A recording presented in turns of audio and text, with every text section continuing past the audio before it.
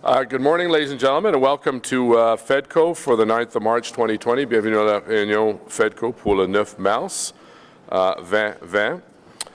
Just so members of council and committee are clear, we're dealing first with the regular FEDCO agenda this morning at 9 a.m. And then we have a special council meeting that will take place at 1:30 p.m. or 15 minutes after this FEDCO meeting, whichever comes first. And following the special council meeting, 1/2 hour after the special council meeting, we'll have the special FEDCO meeting. So we have 3 meetings, and that's the timetable. I also want to take a moment to, on your behalf, to express our condolences to Councillor Hubley and the loss of his mother. Our sympathies, Alan. Declaration of interests.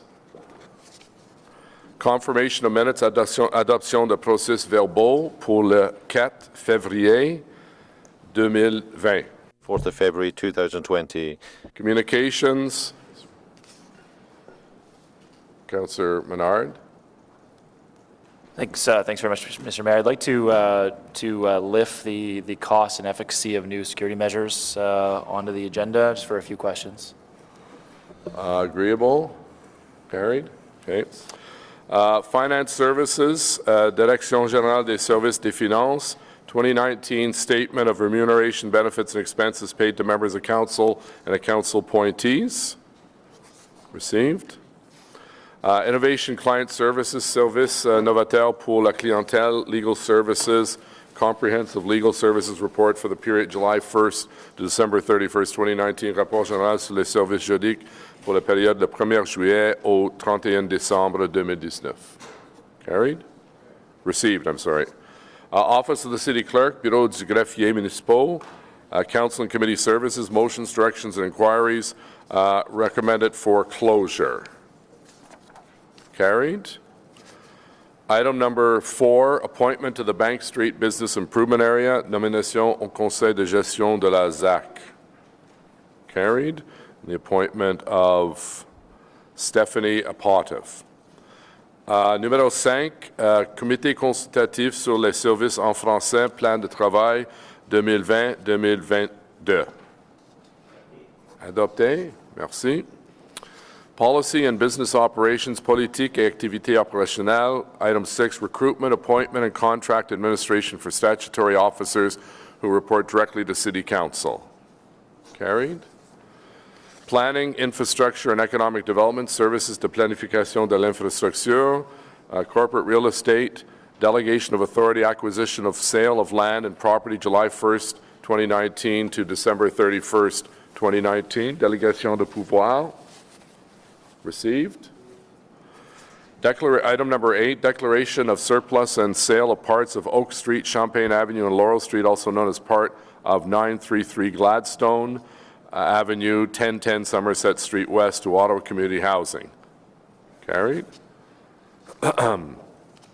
Item 9, application for approval to expropriate lands, Montreal Road Revitalization Project Phase 2. Councillor Dudas, I believe, has a technical amendment. I do, Mr. Mayor. This is whereas the report for the application for approval to expropriate lands, Montreal Road Revitalization Project Phase 2 recommends initiation of the Phase 2 of expropriation proceedings for the Montreal Road Revitalization Project by seeking approval of the making of an application pursuant to Section 4 of the Expropriations Act for approval to expropriate property interests that are required for purposes of the Montreal Road Revitalization Project, and whereas Document 1 contains a draft bylaw authorizing the making of an application for approval to expropriate property interests for the purposes of the Montreal Road Revitalization Project, and whereas the second paragraph in the draft bylaw refers to bus stops in 2 instances and should also refer to bus shelters, and whereas due to a clerical error, 2 sketches describing property interests listed in Schedule A of the draft bylaw were inadvertently omitted in Schedule B of the draft bylaw in Document 1. Therefore, it be resolved that the Finance and Economic Development Committee recommend Council 1. Add the words "and shelters" in the 2 instances in the second paragraph of the draft bylaw in Document 1 so that the list reads bus stops and shelters, and 2. Replace Schedule B of the draft bylaw with the attached version. Okay, so that's a technical amendment by Councillor Dudas on the motion. Carried. On the report as amended. Carried. Economic development and long-range planning, développement économique et de planification à long terme. Soundstage campus and creative hub loan agreement, accord de prêt de la complexe créatif de la studio du tournage. We have many delegations on that, so we'll come back to that. Excuse me. Film bylaw, règlement municipal sur les tournages. We have, Carol, do we have a presentation, or we do have a presentation on that? So we'll come back to that as well. That's on the bylaw. Planning Services, Service de Planification, Brownfield Grant Program Application 1545, Bank Street. Councillor Cloutier has a motion, I believe. Councillor. Merci, Monsieur le Maire. Thank you, Mr. Mayor. On the report for the Brownfield Grant Program Application 1545 Bank, the financial implications section of the report was omitted. And the motion is that therefore be it resolved that the Finance Economic Development Committee recommend Council add the following paragraph to the financial implications section of the report. I could read it if you wish. The maximum grant under the 2015 Brownfield Redevelopment Community Improvement Plan program is $161,345. In addition, the estimated municipal leadership strategy contribution is $36,940 for a total requirement of $198,285. Budget authority requirements will be brought forward through the annual budget process. Development charges of $143,290 are eligible for deferral under the Development Charge Deferral Program. Deferred DCs would be subject to interest. So on the motion by Councillor Cloutier, carried. On the report as amended, adopté, carried. Thank you. And then we have one in-camera item that we'll go to at the end of the meeting. So we'll go back to our first item that has delegates, members of the public, to come and speak to us. That's item 10, Soundstage Campus and Creative Hub Agreement, accord de prêt avec le complexe créatif et de studio de tournage. So we have a presentation by Don Hewer and Jamie Ernst from city staff, and we will go through the staff presentation. If you could hold your questions to staff until we have the public come and speak to this particular item. So who is speaking? Is it Cindy? Yes. Not Dawn, okay. As many of you know, Cindy just joined, how many years ago now? Is it 2 years? It was 2 years last week. We managed to convince her to come to the city. She was the general manager of the Rideau Center that went through that massive renovation, and she's brought a great perspective to economic development with Jamie and the team there. So welcome, bienvenue, the floor is yours. Thank you, Mayor. Good morning, Mayor and committee members. As you've heard, my name is Cindy Van Buskirk. I'm a program manager with Economic Development Services. I'd like to introduce my colleague, Jamie Ernst, an Economic Development Officer, and we also have some people in the gallery with us this morning. Allison Hamlin, a planner with Economic Development Services, as well as Mark Martin, a manager with Treasury, and Jennifer Pereira from Legal Services, all of whom have provided significant expertise and guidance in the preparation of this staff report. We are here this morning to make a short presentation on the proposed Soundstage Campus and Creative Hub loan agreement. We will highlight the opportunity, the project benefits, and provide a brief overview of the proposed loan agreement. There has been considerable growth in Ontario's film and television industries in recent years. In 2019, production levels increased 15% to $2.16 billion, with close to 45,000 people employed in the sector, an increase of 7,500 new jobs in the past year alone.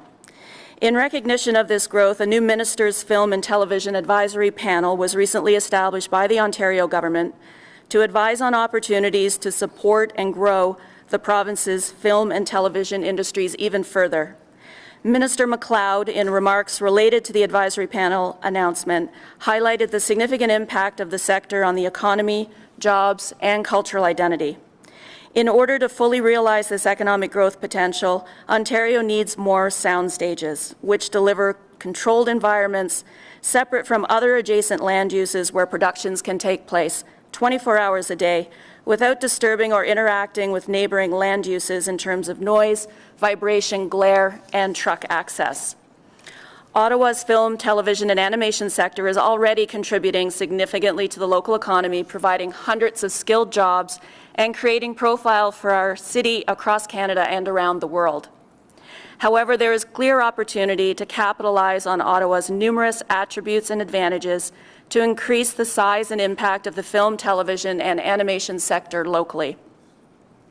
Specifically, our safe and stable work environment, our low cost of doing business relative to other major cities, a crew base working in both official languages, post-secondary film training programs at both Algonquin College and La Cité, and diverse filming locations within the National Capital Region, combined with a lack of competing sound stages and available provincial tax credits, make Ottawa an ideal location for a new soundstage and creative hub. Which brings us to the project. The Ottawa Film Office and Triborough Studios have partnered on the development of a soundstage campus and creative hub on an 8.4-hectare parcel of land at the NCC's Greenbelt Research Farm. Phase 1 of the project includes 4 20,000 square foot sound stages, 25,000 square feet of workshops, 50,000 square feet of production office space to be subleased longer term for production companies, postgraduate training, creative industries, co-working space. As noted in the staff report, the Ottawa Film Office is a not-for-profit organization with the mandate to foster the growth and development of the local film industry and promote the region within the screen-based media sector. Their partner, Triborough Studios, is an experienced production studio company that has been operating a 200,000 square foot soundstage facility in Toronto at capacity since opening in 2014. The Ottawa Film Office has made significant progress on the soundstage campus and creative hub project over the past 18 months. They have successfully navigated negotiations with the NCC to secure a site at the Greenbelt Research Farm, and are now engaged in the review process to obtain federal land use design approval. The NCC Board and City Council have approved policy and bylaw amendments to create the required alignment to permit the project to move forward.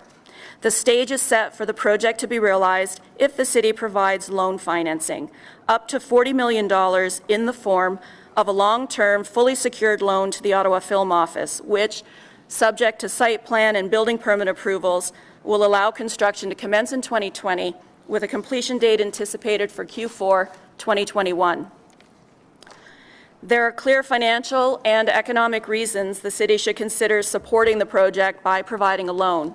An uplift in property taxes, obviously development charges and building permit fees, and the eventual elimination of city funding support to the Ottawa Film Office based on anticipated lease revenue to the OFO from Triborough.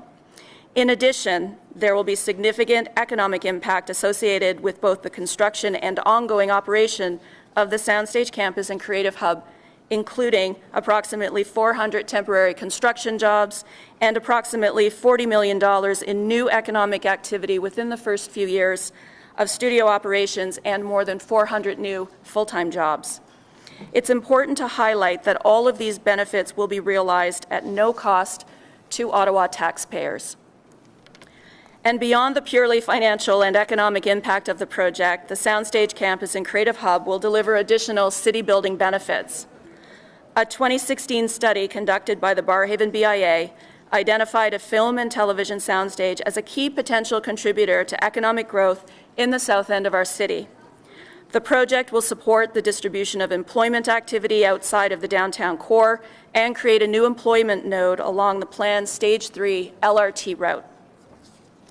Another key project benefit is the opportunity to support the new film and media production program at Algonquin College and the extended program at La Cité.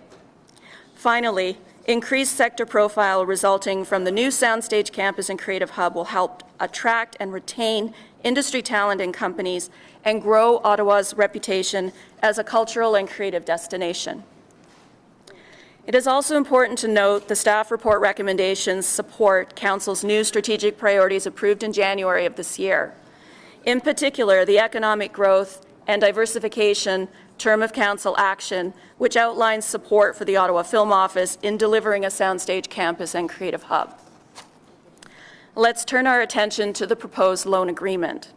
Section 107 of the Municipal Act 2001 provides that the city may make a grant in the form of a loan to an organization such as the Ottawa Film Office for any purpose that council considers to be in the interests of the municipality. Disbursement of loan funds to the Ottawa Film Office would be managed by the city and based on the achievement of city-approved milestone progress targets.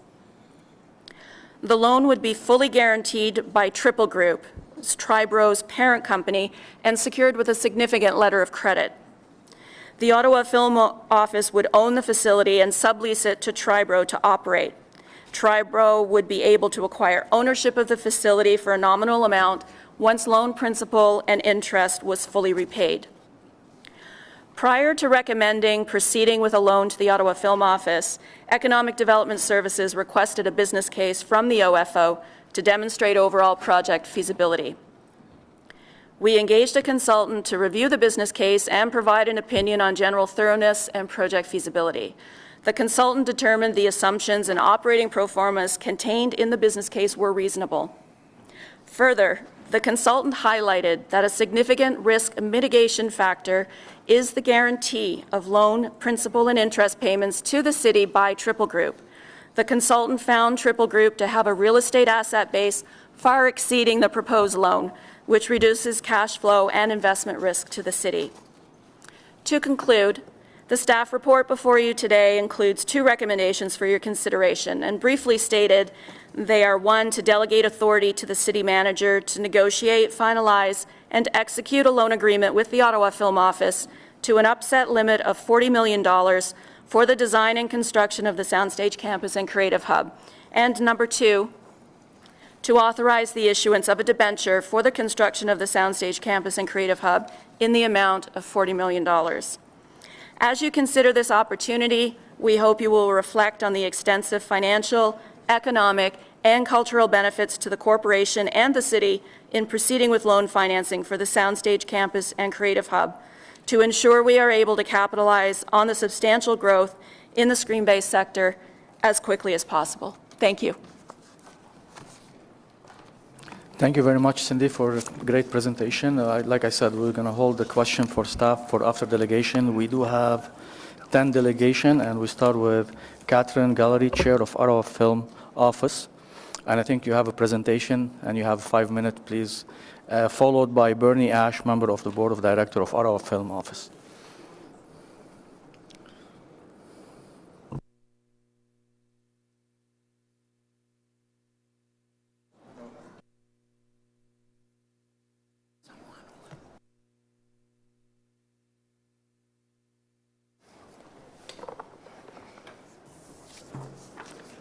Thank you, Catherine. You have 5 minutes. Thank you so much, Councillor. I think we're just looking to get the presentation up.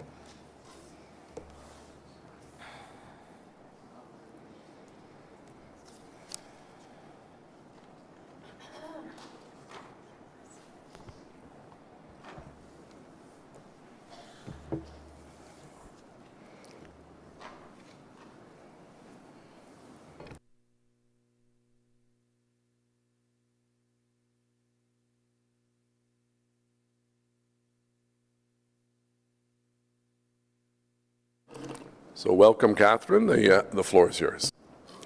Thank you, Your Worship. Your Worship, members of the Finance and Economic... Speak really loud if you can. Thank you. Your Worship, members of the Finance and Economic Development Committee, councillors, city staff, industry, our board members, and members of the public. I'm Catherine Gallery, and I'm the chair of the board for the Ottawa Film Office. Thanks for taking the time to hear from us today. I'm pleased to kick off the presentation that our delegation will offer and provide some context of the Ottawa Film Office's mission, governance structure, and overall strategic direction. Il me fait plaisir de vous parler aujourd'hui de...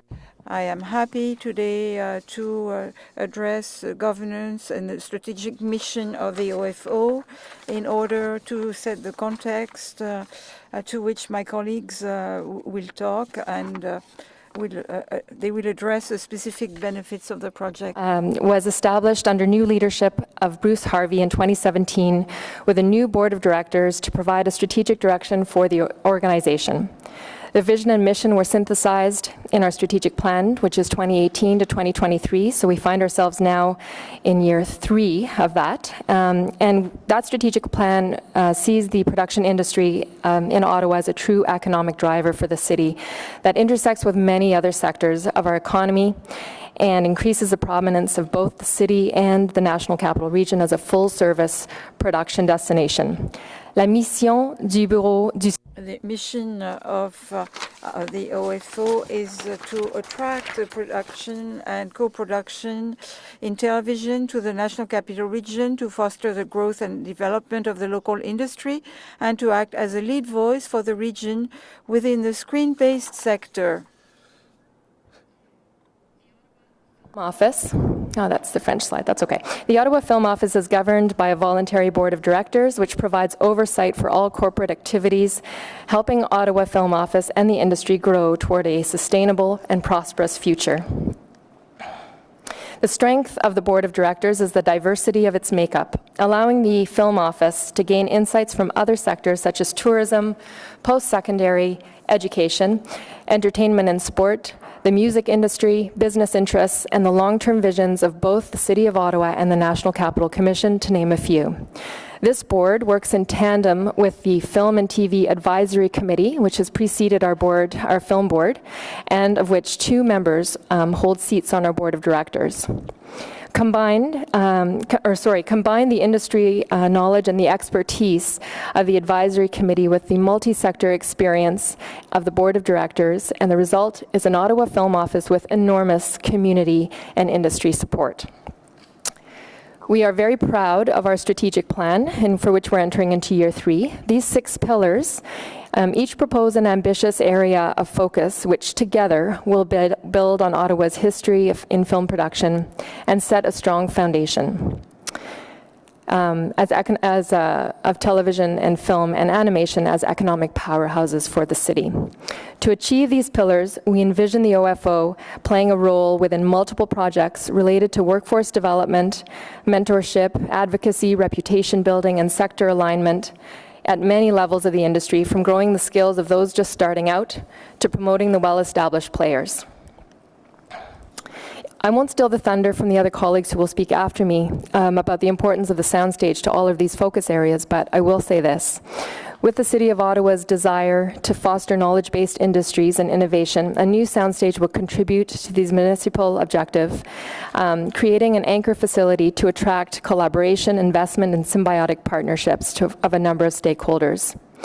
Le campus proposé contribuera grandement à The proposed project will strengthen Ottawa economy and should strengthen the production capability by 40% during the first years of operation. A significant economic development initiative that will create and sustain hundreds of jobs for decades to come, while stimulating Ottawa's creative sector and encouraging cross-sector collaboration. Le campus créatif. Our Soundstage campus and our studio will attract cinema, television, and animation players, and will create network opportunities and across the cooperation between the various sectors of the city. Lifts each of these areas of our strategic plan, and that's why our board of directors is so keen on seeing the city facilitate the delivery of the benefits of the soundstage to Ottawa in expedited a fashion as possible. Merci de votre attention. Maintenant, j'aimerais donner la parole à mes collègues suivants. I would like to give the floor to my colleagues who will elaborate on the benefits of this important project. On the various benefits to come, I'd like to turn the microphone over now to my colleagues. So Thanks. just before we ask Mr. Ash to take a seat, does any member of council, Councillor Cloutier, have questions for Catherine Callery? Thank you, Mr. Mayor. No question, but just to thank Madame Callery for her incredible dedication and visionary leadership of the Ottawa Film Office. Hopefully we'll pass this, and item 11 is a film bylaw that I hope we will also pass. This on the eve of a new economic development in our country and in this very important industry. So je voulais simplement remercier Madame Callery. I just wanted to thank Ms. Galloway for her leadership. Ash, a member of the Board of Directors of the Ottawa Film Office. These are all, as you know, volunteers, and Mr. Ash most recently was CEO of OSEG and a very active member of the 2017 committee. So welcome, Bernie, and the floor is yours for 5 minutes. Thank you, Mr. Mayor. Good morning, bonjour, Mr. Mayor and City Councillors. As you heard, my name is Bernie Ash. I'm a volunteer member of the Board of Directors of the Ottawa Film Office. I'm pleased to be here to support the development of a soundstage in Ottawa. I have experience as a board member and executive in several major development projects in Ottawa. I was a board member at the Shaw Centre during their successful redevelopment, and more recently, as the Mayor stated, I was the CEO of OSEG during the redevelopment of Lansdowne Park. At OFO, we have a strong board with diverse industry experience. They represent the film and animation industry, the music industry, and local colleges. My personal focus, however, is as chair of the Soundstage Subcommittee of the board. Since this project began, I have provided direction and guidance in negotiations between the Film Office and Triborough. I was also involved in the development of the Soundstage Campus and Creative Hub business case that was prepared by the Film Office staff. Once we proceed to construction, I will provide ongoing board-level oversight to ensure we have a successful construction phase. I'm confident that our OFO board and Bruce Harvey, our film commissioner, have negotiated smart, fair deals with all parties, including the city, the NCC, and Triborough. Thank you for your time. Right, any questions for Mr. Ash? Thank you. Next, Ken Stewart, Chair, Film and TV Advisory Committee. Mr. Stewart's well known in this industry. Welcome, Mr. Stewart. The floor is yours for 5 minutes. You can't use Bernie's 2 minutes extra. So. Thank you, Mr. Mayor, councillors, city staff. I appreciate the opportunity to speak before you.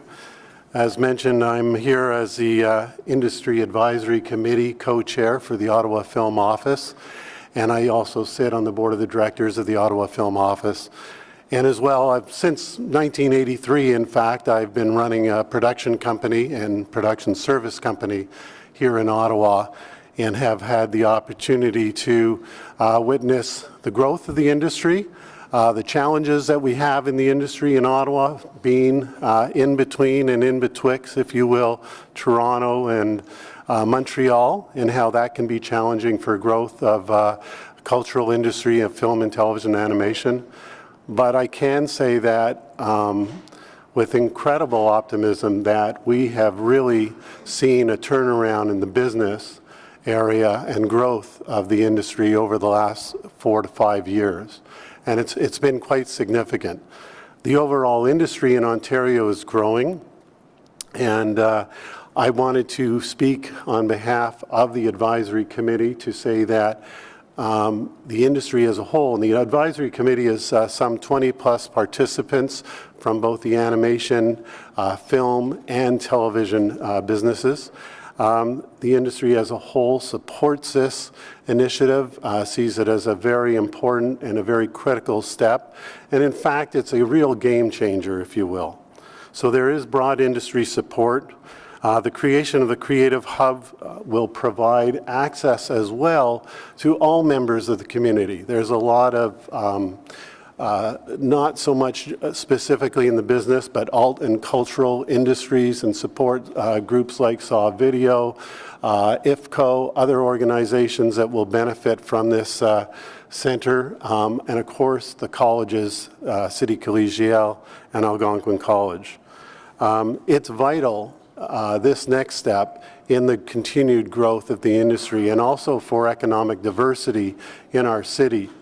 Not just in the cultural, but high-tech and other industries. This industry will go a long way to support other businesses. As I said, it's a real game changer. It contributes significantly to ensuring economic diversification, not only within the city's overall economic environment, but that of the industry.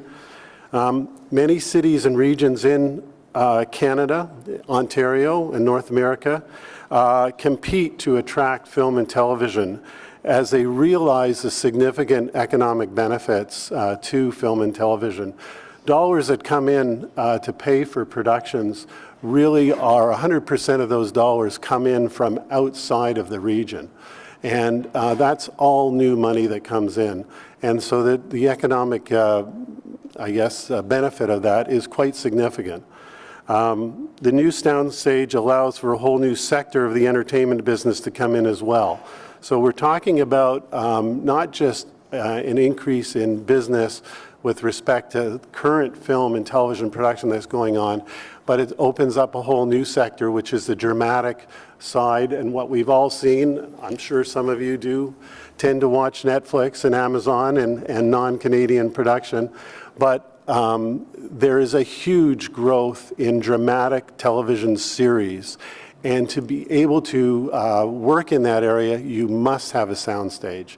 And so this brings also not just an opportunity to increase the current business that's going on in the region, but also a whole new business inside the film and television industry here in the region that's quite significant.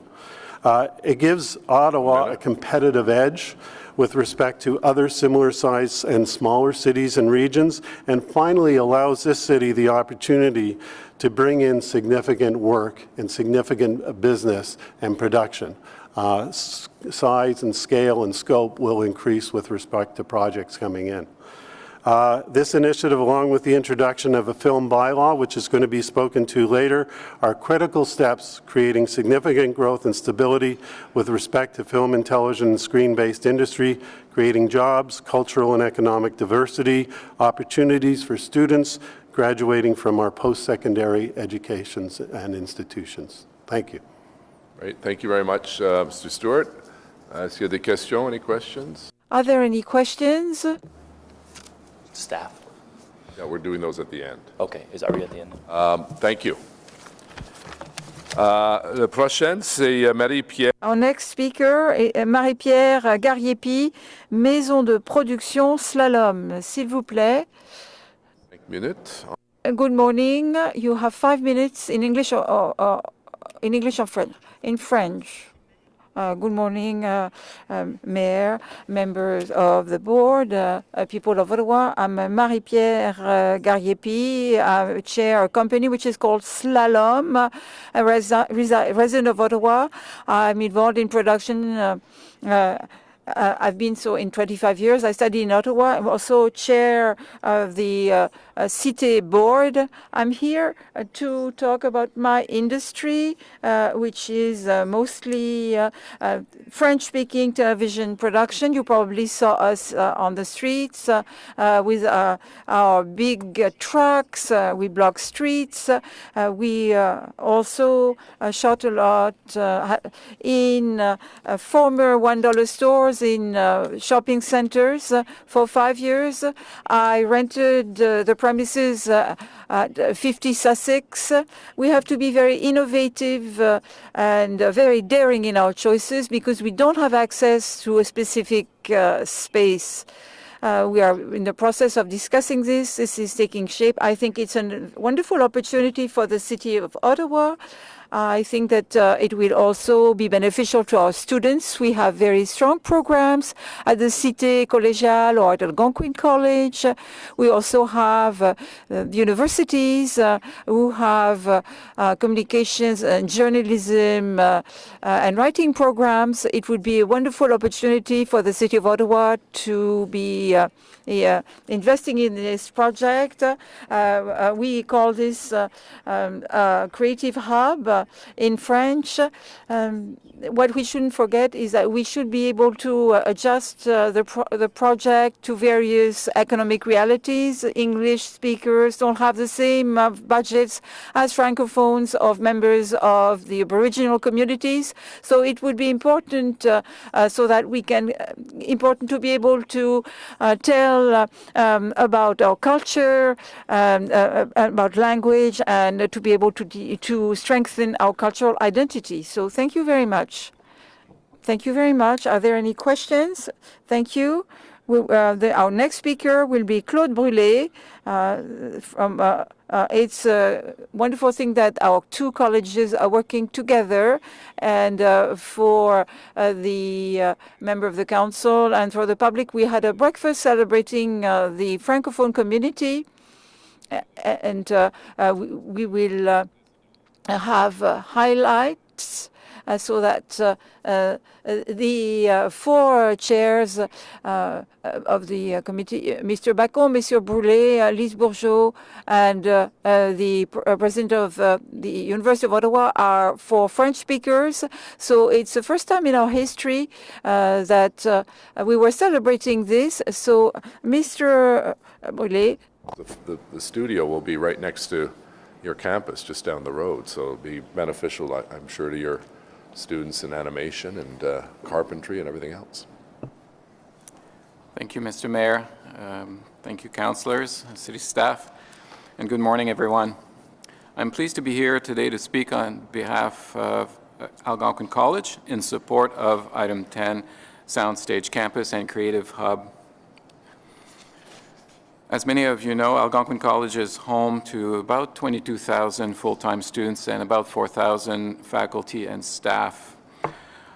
Our mandate, as well as that of all Ontario colleges, is to offer a comprehensive set of programs of career-oriented post-secondary education and training to assist individuals in finding and keeping employment, to meet the needs of employers and the changing work environment, and to support the economic and social needs of their local and diverse communities. In Ottawa, we have a growing film and media production industry that supports local crews. Our School of Media and Design at Algonquin College is introducing a new film and media production program this September to meet the needs and interests of students in our region and to develop the well-trained production crew the industry needs to flourish. In order to continue to grow this important local sector, Ottawa needs a purpose-built soundstage. The proposed Triborough soundstage is conveniently, as Mr. Mayor noted, located 3 kilometers from Algonquin College, making this an ideal partnership opportunity for our learners and our faculty. Algonquin College has held initial discussions about co-locating our new film and media production program on-site at the soundstage, and it's an important point of differentiation for this program, which already is becoming very popular. This co-location will allow students from our region to be immersed in a creative environment that will support and advance their learning. The soundstage location will enhance theory by providing opportunities for graduating students to have co-op placements, internship, and participation in real-world environment, making graduates more employable. This new facility will create more films and series and therefore create opportunities for these new graduates to start their career in this booming industry. With over 50 creative, skilled, and enthusiastic graduates joining the workforce each year, they will get to stay, to work, and live in Ottawa rather than leave Ottawa to go to Toronto, Montreal, or Vancouver.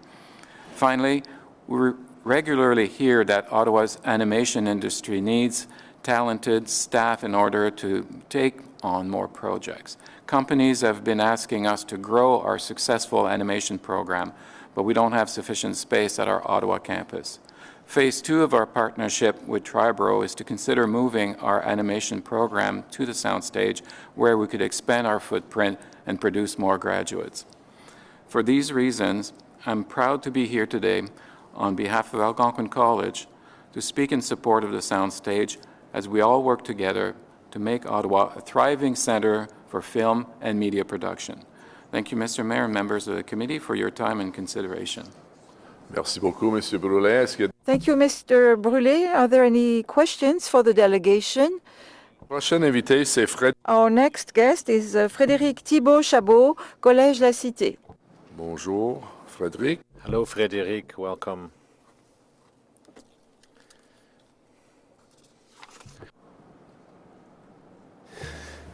Monsieur le maire, mesdames, Mayor, Mr. Mayor, councillors, I'm the Dean of the Collège La Cité. Of the Specialized Trades, Technology, Arts, Communication, and Agri-Food at La Cité. I'm one of the deans there. J'aimerais parler de deux. I'd like to talk about two things which are important for our industry. First of all, the support or the benefit for the two colleges, Algonquin College and our college as well, through the construction of this new centre. But I'd like to talk to you about how the college can support the industry through this new infrastructure. First of all, I'm very pleased that you mentioned cooperation between our two colleges. We are indeed linked together. Our two institutions are part of the OFO board. And I think it's clear, really, that the building of the Soundstage campus will support the expansion of this industry, which is important for our students, and expanding our programs at Algonquin College and the Collège La Cité. It will also support other programs in other institutions that we don't tend to mention very much.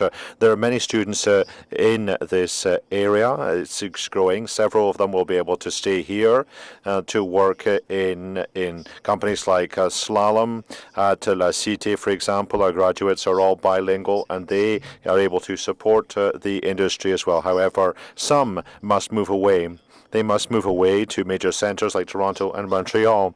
And we're very, very pleased to be able to support the Ontario industry overall, but would be even more pleased if our students were able to stay in Ottawa. One of the ways of enabling that is to build the Soundstage campus. It'll allow students to build their careers here in Ottawa and to benefit the industry as a whole, and Ottawa also. So both of our colleges support the industry, and we will support this industry through our growing programs, which will continue to grow through additional infrastructure. But I'd like to talk to the other areas that are represented at Collège La Cité, which will also experience additional support through the increased infrastructure.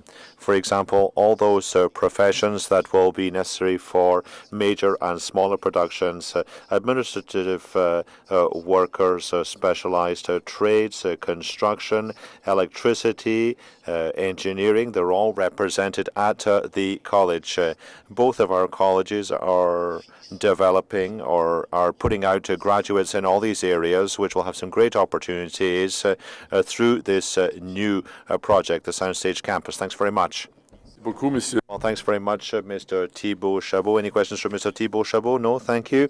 Presenter is Alka Sharma, President, Ottawa Music Industry Coalition. And we thank Aaron and Alka for their great work with Councillor Leeper. We had a great announcement last week about music here at City Hall, and we appreciate your cooperative approach. The floor is yours. Speak loud, please. We'll just push that button there. Oh. There we go. Yeah, okay, thank you. Good morning.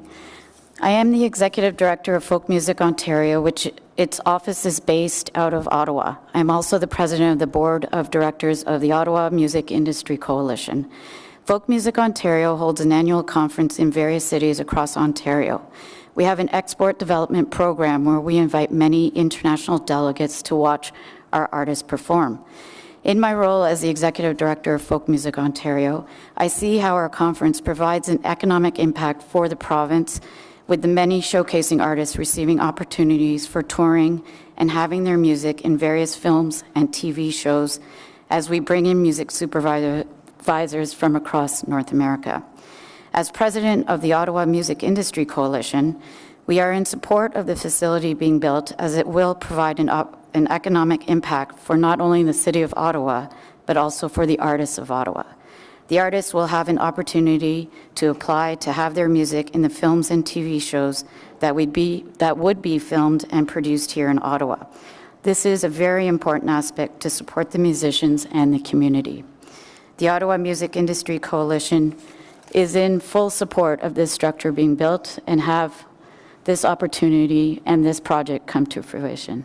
Thank you. Thank you. Any questions for the delegation? No, thank you.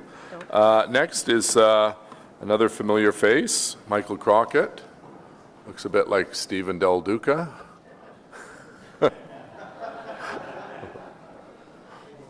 That was a compliment. Welcome, Michael. As you all know, Michael's the president of Ottawa Tourism. Thank you, Your Worship. No danger of me being the leader of the Liberal Party of Ontario. Yes, I'm the president and CEO of Ottawa Tourism. On behalf of Ottawa Tourism, very proud to be here to reiterate our support for the proposal to build a soundstage campus and creative hub. This would be an exciting new addition to Ottawa, adding depth to Ottawa's economic development ecosystem and a major catalyst to the capacity of Ottawa's film industry. A soundstage in Ottawa would attract productions that would otherwise film outside the province. Productions who choose Ottawa as their filming location often mean large cast and crew entourages who stay in our city's hotels, dine in our restaurants, visit our attractions during their free time, use our various transportation options, and contribute strongly to Ottawa's visitor economy. We also support the jobs in the creative sector that are created by the film, television, and animation community. A city with a thriving, creative community is almost always an interesting destination for people to visit.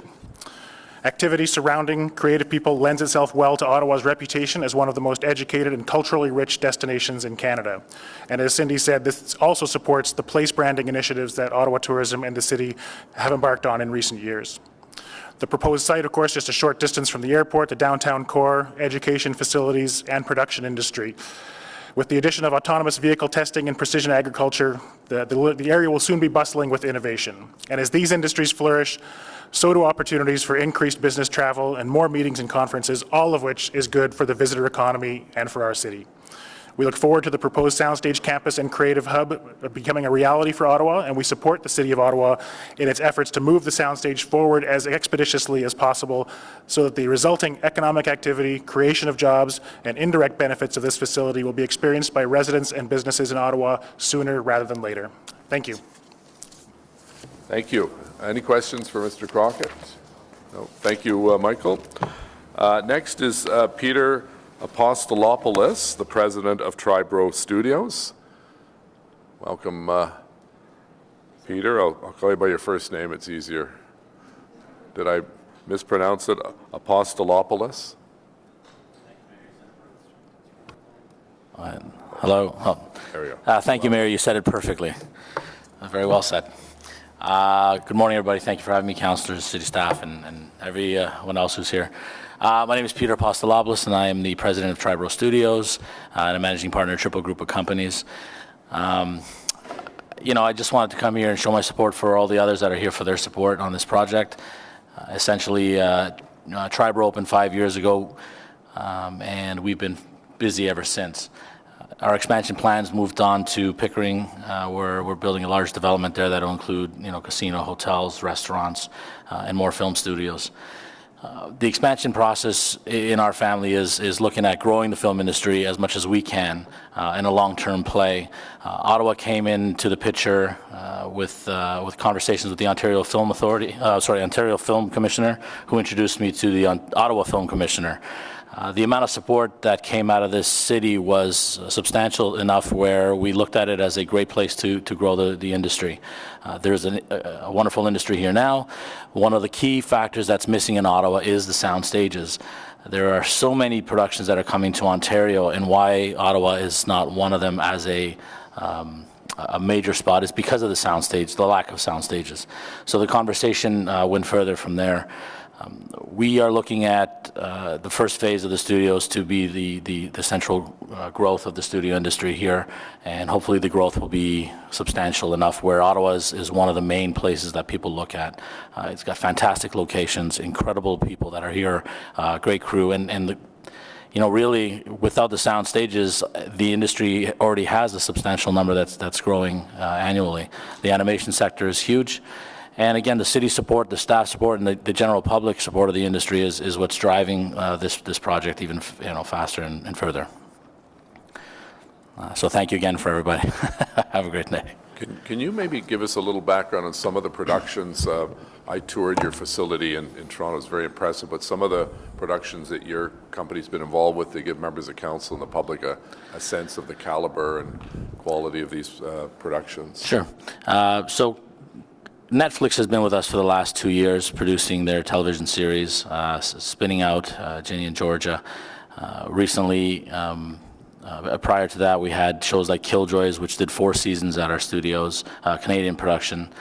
We also had TBS's People of Earth, for those of you who don't know, and A&E did a TV series called Damien, which did really well as well.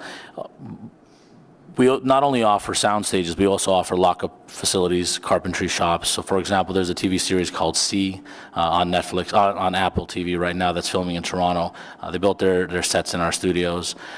We also house lockup spaces for Working Moms, American Gods. These are the types of shows that utilize the space, because the industry itself, traditionally as a landlord in industrial properties, we look for long-term tenants. But in the film side of the industry, we understand that sometimes they only need it for 6 months, 3 months, 5 months, and it's hard for most people to want to lock those types of tenants in. Now we have a new Netflix series coming in, which begins in June, and we hope to see them come to second season, third season, and growth from there. But we're at capacity in Toronto, so we are doing our best to accommodate as best we can. And hopefully Ottawa will be the next place that we move quicker on. All right, thank you. Any questions? No. Thank you very much. Bruce Harvey, Film Commissioner for the City of Ottawa. Bruce is doing a great job with his small but mighty team in the Byward Market. Welcome. You have a presentation, if I'm not mistaken, that'll be up on the screen. Here we go. Does anyone else wish to speak to this item from the public? Just sign up at the desk there. Bruce, the floor is yours.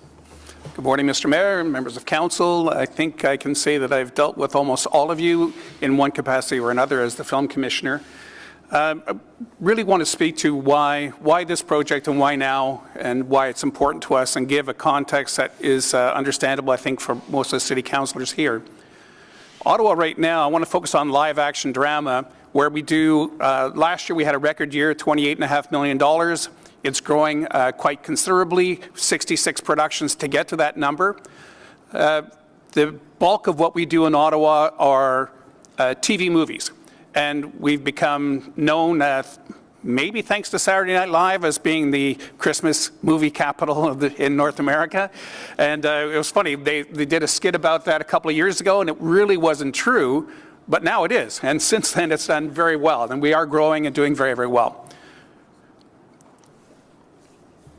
The problem with being based in the TV movie industry is the budgets for TV movies are dwindling.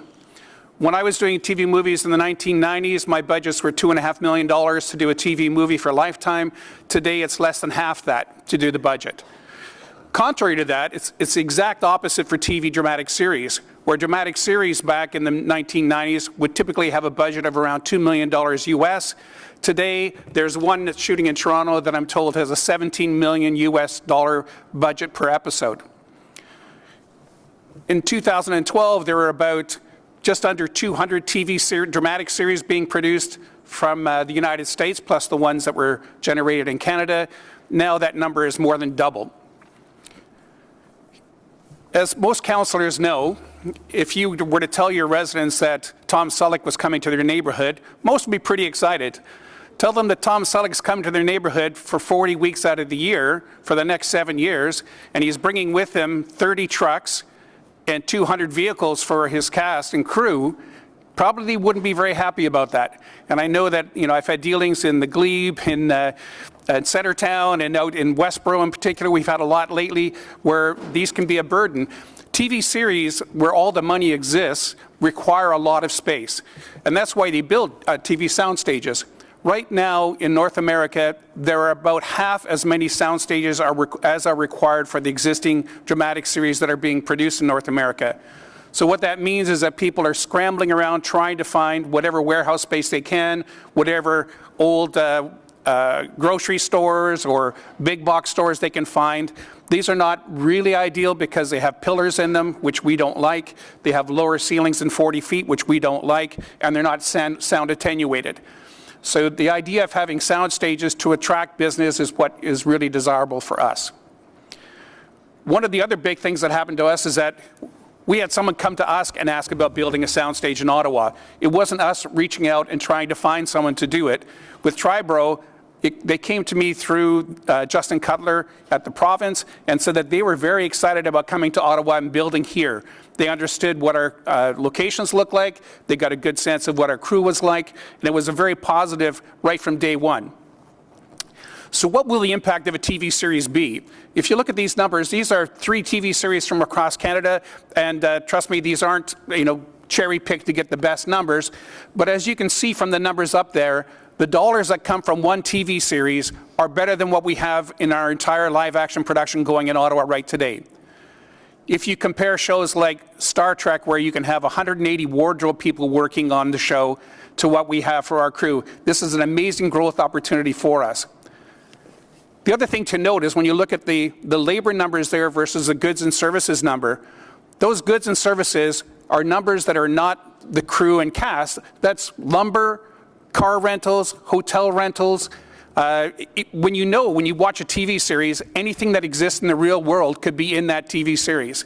Doesn't matter whether it's a pen, it could be a spaceship, could be anything.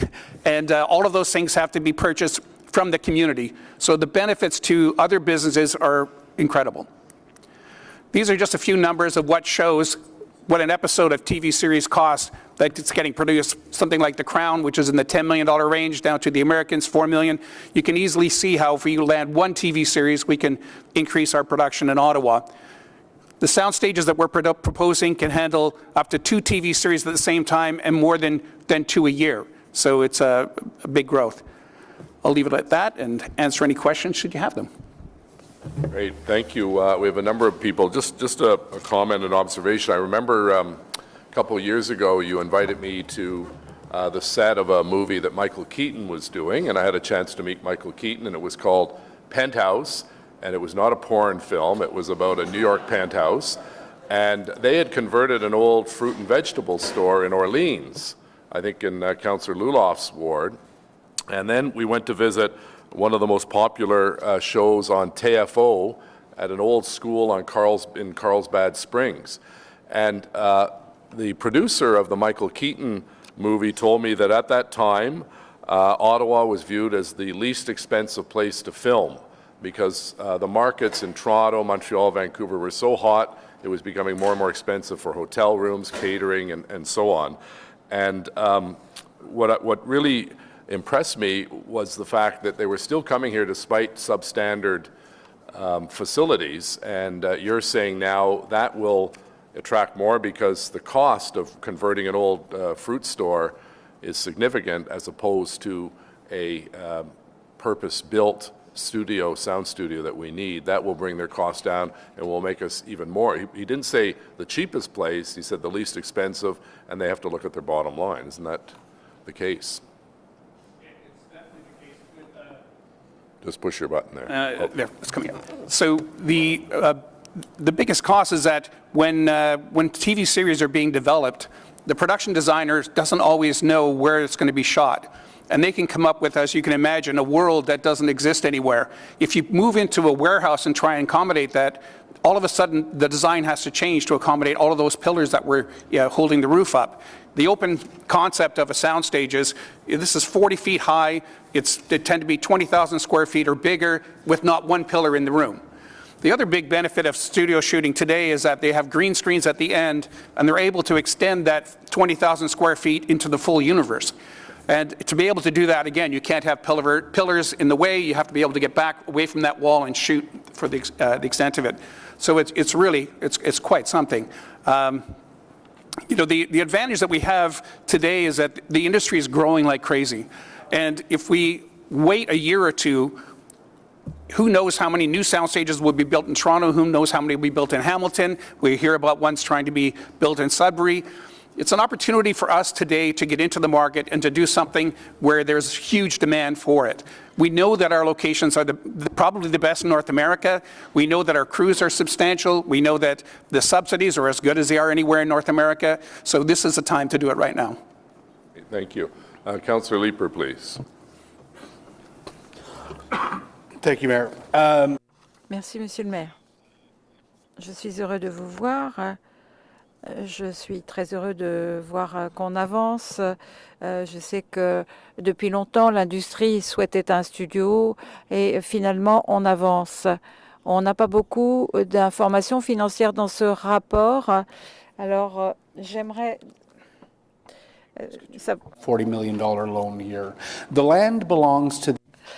Le terrain appartient à la CCN. Avec le studio, on va vous faire un chèque où on va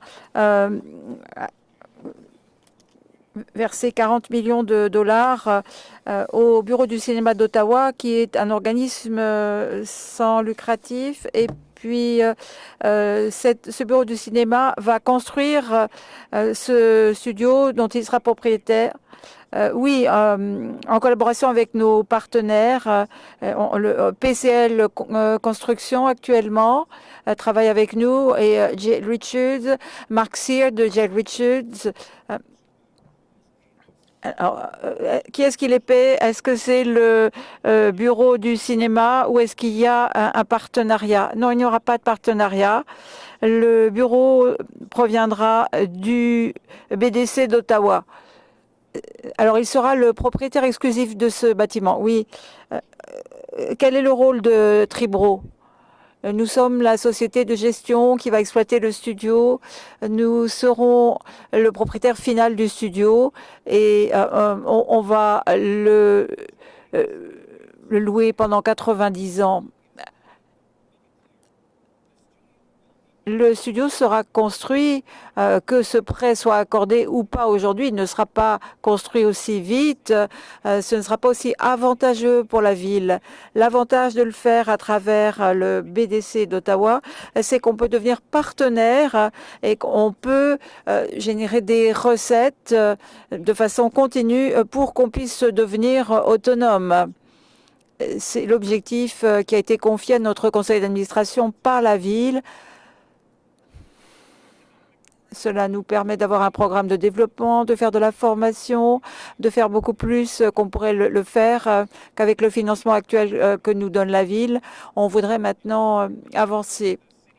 La ville a la garantie que Triborough, compte tenu du bail qu'on propose, elle a la garantie d'obtenir le principal et les intérêts du prêt et je voudrais comprendre le mécanisme. À un moment donné, si je suis une société de production et si je veux louer le complexe créatif, quelle est la durée de la location auprès du BTC? Vous allez toujours louer auprès de Triborough. Triborough sera notre locataire principal et c'est lui qui sera chargé de négocier les bails avec les autres intervenants.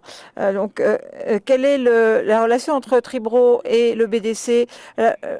On a négocié une part de 26% des revenus nets et tout le financement pour la ville.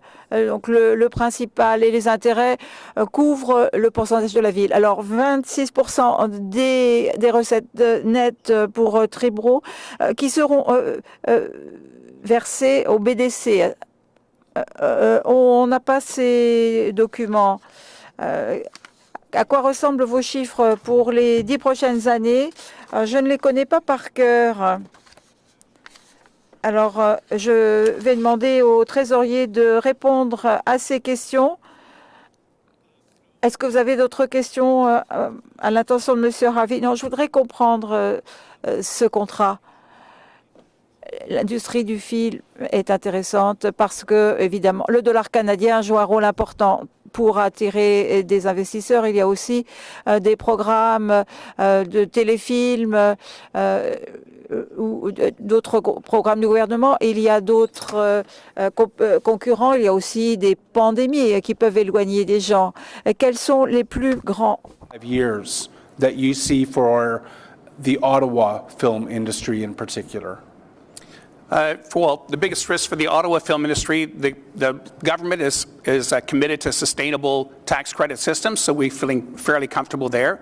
One of the biggest issues we had was the ability to train new crew And our office has been working very diligently, I think, with La Cité, Algonquin, all the unions to create training programs to build our crew base. The job fair that our staff puts on every year is the envy of Ontario and the rest of Canada. The number of people that we get out to that job fair is not matched anywhere else in the country. Nice. So there is a big demand for crew to come in here. We have, the biggest thing is infrastructure, and that is by far the biggest issue that we have that's facing us today. And what I would say, when you look at the dollar and you look at the subsidy systems, yes, those are critical. When those, if they were to go away, the only way you can maintain your industry is if you have the other pillars that are essential to be there: the crew, the cast, the infrastructure. And if you don't have the infrastructure, you won't be part of the game afterwards. If you do have the infrastructure and you do have the crew that's based, the 500 TV dramatic series that are being produced in Hollywood aren't going anywhere else. They're still going to be around in North America.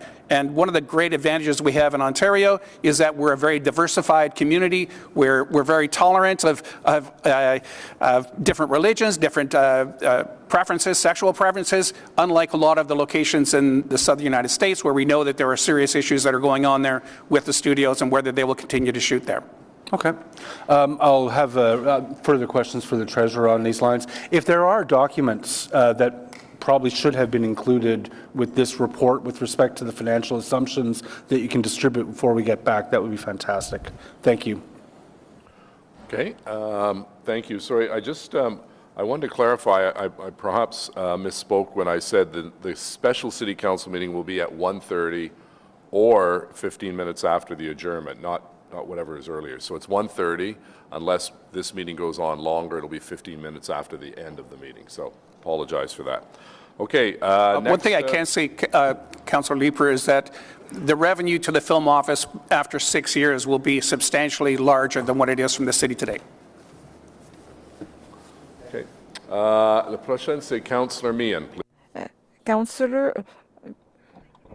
Hi, Mr. Harvey. I have to say I'm really excited by the prospect of the soundstage being built, and I think this is a natural a fit for our city and provides, I think, great economic benefits and employment benefits. But just to build on what you were saying about infrastructure, there's going to be a lot of people coming here once the soundstage is built. You know right now that we're facing a shortage of housing and affordable housing, and I'm just wondering if you've taken a look at where crews will be accommodated. I know they'll be here for sometimes months, maybe and shorter periods than that. What are we looking at, do you think, in terms of where people are going to be able to live?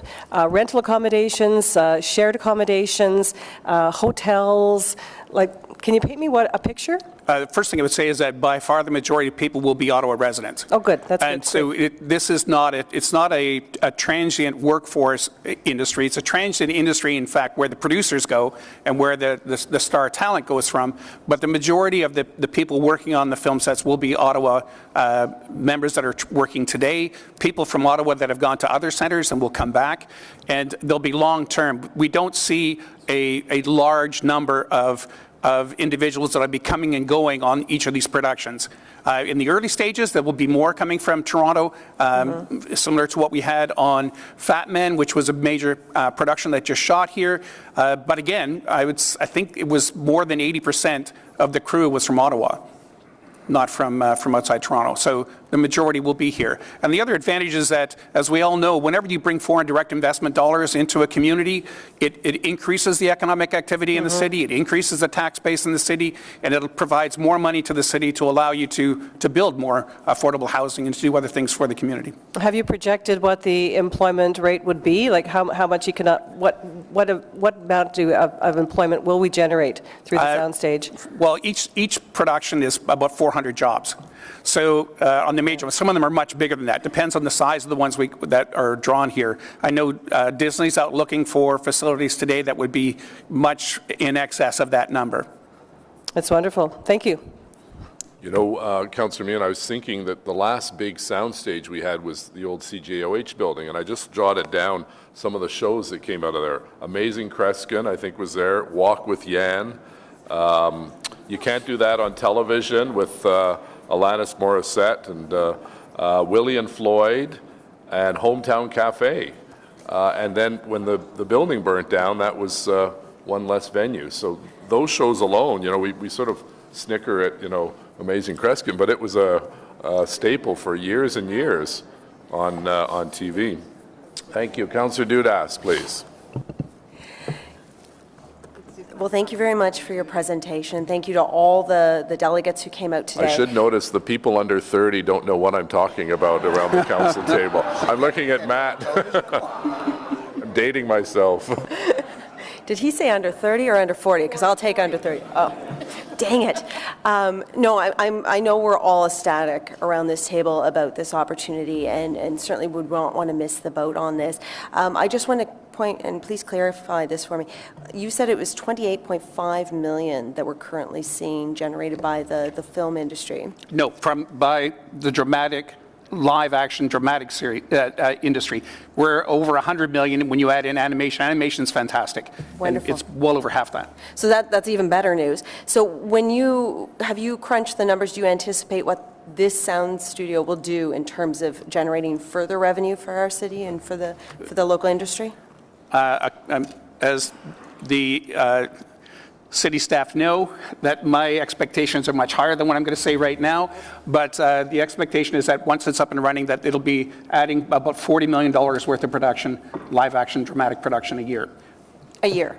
Yes. So $40 million a year? If you look at those numbers and you think of any one of those shows, all of them up there are in American dollars. They're all spending more than $40 million per year. So each of those seasons, if it's a show like Jack Ryan, that's $64 million US per year. Perfect. Plus all the jobs that you just spoke about in terms of 400 jobs each production. This is a phenomenal opportunity. I'm just wondering, you said that this will happen regardless of today's decision. However, missing this opportunity and delaying by 1 year or 2 years, what will that mean to our local film industry and to our opportunities to compete? Well, assuming that we get to compete at the same level, you would still lose the equivalent of $40 to $100 million in production for 1 or 2 years. So that's an economic benefit to the city that would disappear. The other major thing that we would lose is we would lose the revenue stream to the film office. And as I mentioned to Councillor Leeper, by year 6, that's estimated to be in the $600,000 a year range, and will grow substantially over that over the term of the sound stage as well. So it's not that we won't get there, it's just we won't get there soon enough. And I think if you look at the industry today, I wish we were there 5 years ago, because the benefits that we would have in the city would have been substantial, and the contribution we would have to this economy would have been substantial. So this is truly today an investment in our future economic prosperity. Absolutely. Thank you. Great. Thank you. Councillor Eglai, please, to the delegation. And thanks for coming out this morning, Bruce. You and I have talked about this many times. And I want to thank you for working on this project. The vote today, I think, just confirms something that I've known all along, that Ward 9 is the most creative part of the City of Ottawa and the best place to do business. But seriously, this project is fascinating, positive. It's going to do so much for the city. We're already seeing the spin-off. We heard from Algonquin, the programs they're putting into place. It's going to create jobs. It's going to create excitement.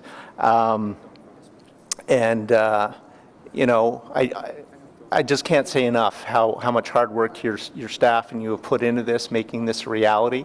And I would urge all my colleagues to please vote in favor of this, because this is nothing but a good news story for the city. So thank you very much for your efforts. Thank you, Councillor. And I have to say that the support from all the councillors in the city for our industry has been phenomenal. It's one of the reasons why Peter really wanted to come here, when he saw the support we were getting. Great, thank you. Questions, delegations, Councillor DeRuse, please. Thank you, Mr. Mayor. I want to just echo Councillor Eglai, and I don't want to miss the opportunity to thank you, Bruce, for all the work you're doing in the City of Ottawa, and to putting the filming industry in the map of the City of Ottawa. I want to thank you for your working with our partner, which is I know Peter and many other delegation here spoke about it, from Algonquin, La Cité, and many other partners. But just the amount of the people that they work on the set, and thank you for inviting me to so many sets in the late couple of years. I've been visiting some sets. And I know in the wintertime, we had the film was videos in Manatik, and I know that one of the producers reached out because they want to keep the Christmas decoration in Manatik, and the venue was amazing. And I was visited the site, and the amount of the people and what brought to the village itself. We cannot forget about the economy, what it inject in the local economy in January,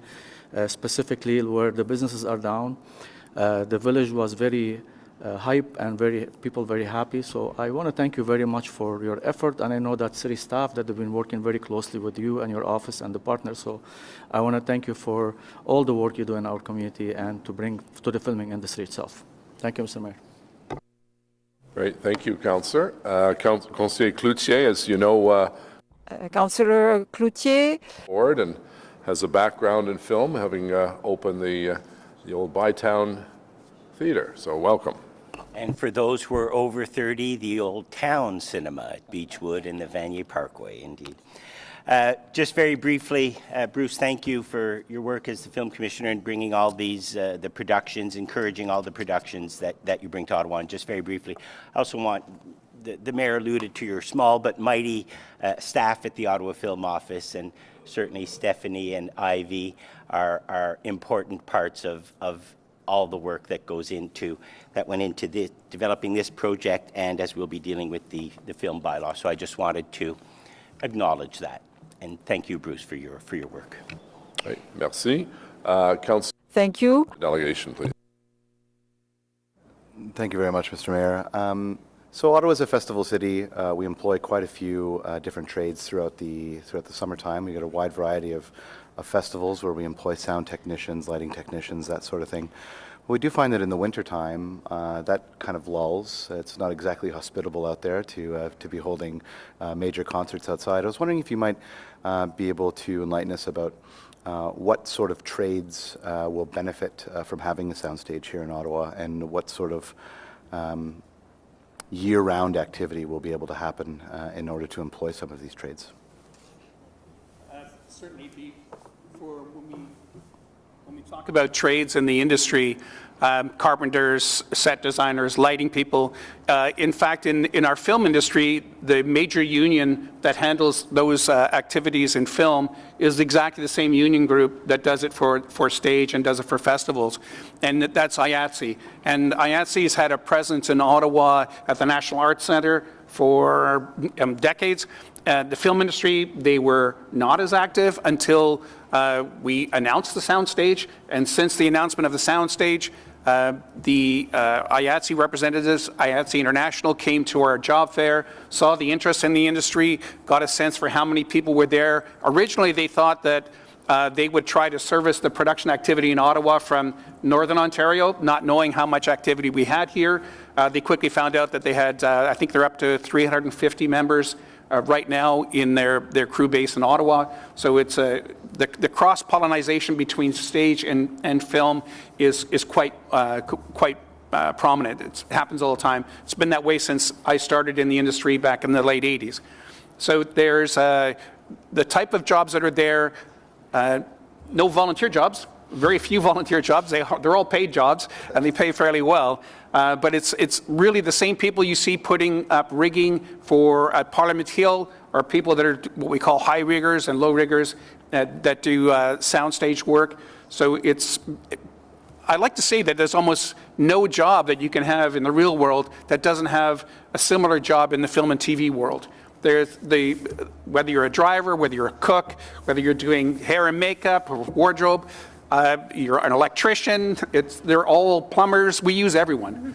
And so it's a vast exposure for everyone that's working. The festival world, I think we're expecting that there'll be a good crossover between them, and I know that a lot of the festival groups are reaching out to the film unions right now to find ways to train their members too to be film employees. That sounds like a wonderful opportunity. So thank you so much for the work that you're doing to create more jobs here, and looking forward to further discussions with you.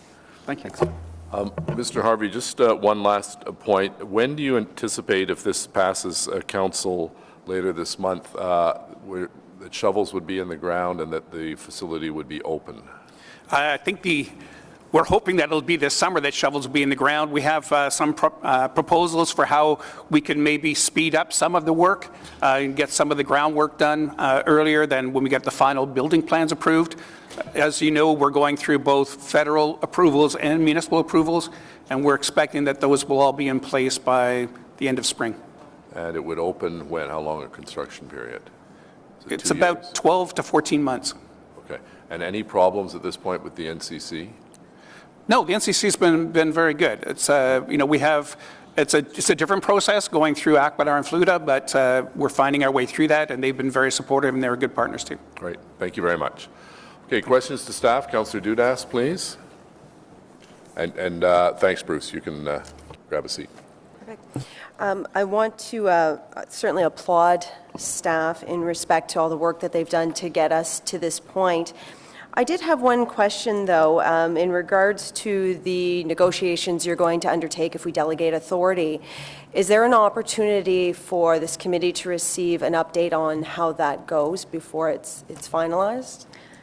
Chair and committee members, yes, absolutely. Economic Development Services will come back with an IPD. Once the loan agreement and any related agreements are signed, we'll be able to confirm at that time that the guarantees and securities we've spoken about today are appropriately in place, and also provide a high-level overview of how the funds will be dispersed based on milestone progress targets. And if there are other related project updates, we can provide them in the IPD at that time. Okay, wonderful. So we'll have a full understanding of exactly what's going forward. Yes. Okay, thank you. Good point, Councillor. Thank you. Councillor Menard to staff, please. Thanks very much, Mayor. Sounds like a very exciting project. My questions are more around the financing of the piece. So we're lending $40 million. This is to be paid back over how many years? It will be a 30-year loan. Okay. And what are the terms of the loan? What are the interest rates that are going to be charged on this back from OFM? The loan and interest and administration fees will be fully recoverable. I certainly can't speak to what the cost for the city to borrow, but it should be clear that the loan and any costs attached to that loan are fully recoverable by the city. Okay, so you're going to negotiate the interest terms from here, or you already know it'll be 2.5, 2%? I think that's the treasurer can answer that. Yes, I'd like to defer to the treasurer. Until basically determine the interest rate the week you sign the deal. Yeah, thank you, Mr. Mayor. That's correct. So the interest rate will be determined by the debenture issuance. And then what we will be adding is a small cost recovery of likely 0.5% to that loan, which will cover the administrative costs to the city and any risk associated with it. Okay. And if there's a cost overrun for design and construction, how will that be handled? The recommendations before you today represent a request for an upset limit of $40 million. There will be no provisions made for any cost overruns. Okay, so it could cost less than 40, and in that case, we'd be loaning less. And if it goes over that, that's up to who to finance? Well, the delegated authority will be with the city manager and the city treasurer to build the loan agreement in the best interests of the city. We would say that based on our assessment of the business case that was submitted by the OFO and the subsequent review that we had by Ernst & Young through their Toronto office, we're satisfied that the pro forma that's been provided and the cost estimates are appropriate. Okay, and is this going to be done through city borrowing the funds to then loan out, or is it going to be using cash reserve from the city with a loan repayment? Councillor, it will be through the issuance of a debenture. Okay, so we would be borrowing the funds to then lend. And our interest rate on that would be taken into account, of course. What is our interest rate to borrow at this point? So as I described earlier, at the issuance of the debenture, there'll be a rate associated with that. That rate will be charged for the loan plus a percentage of 0.5 to recover our costs associated with administrating it and the risk associated with this. Okay, so if we borrow at, say, 2% or 2.5%, it could be a 3% loan to OFO. Okay. And how exposed is the city to potential loss of capital and interest payments if there's a default? The proposal in front of you today considers that Triborough's parent company, Triple Group, will provide a full guarantee for the full loan amount, and in addition to that, there will be a $10 million letter of credit as a further security. Based on the evaluation of the business case by Ernst & Young, they were satisfied that Triple Group had a real estate asset base that far exceeds the value of the loan, essentially mitigating any risk or investment risk to the city. Anything else, Councillor? Yeah, I mean, yes, I just, if, for example, though, we're not leasing the space as we should, and we don't. A point of order has been called. Councillor El-Shantiri. Just a point of order. All those information the councillor is asking for is in the report. If we open the report, they are right in the report. Okay, thank you. No, that's not accurate, Mr. Mayor. There's anyways, Councillor Menard, do you have any other questions? Yes, I do. So, if there is a default on the payment of the loan based on us not, let's say, getting the vendors that we need within the space, the city is at risk for what? Up to, I mean, if there's a guarantee of up to 10 million, that's fine. I understand they're guaranteeing based on the 40 million or the $40 million loan, but if we cannot receive that back, what is the risk, the financial risk to the city? That's the beauty of the guarantee. Notwithstanding the performance of the facility, the loan interest and payments are still payable. Okay. It's by the parent company. There is a clause in the report, I've read the report, that states that we would then sell the facility after the terms of the loan are repaid, which I don't know how many years, you said 30 years, over 30 years, for a nominal fee. And that would be to the Ottawa Film Office, or that's to the partner? The Ottawa Film Office is the whole owner of the facility. When the loan is repaid, Triborough will have the opportunity to purchase the facility from the owner, the Ottawa Film Office, for a fee to be negotiated between those two parties. The city would not be party to any negotiation after the repayment of the loan. I see. And is there not an advantage, a strategic advantage to having the Ottawa Film Office continuing to own the facility over time and leasing it out as we would?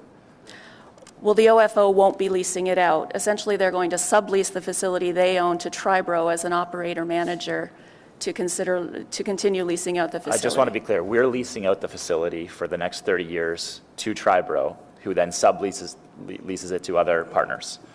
But at the end of that agreement, I'm asking, is there not a rationalization for the city or OFO to continue to own the facility? Is there not an advantage to that? Why would we put in the right now that in 30 years we would say we're going to sell it for a nominal fee?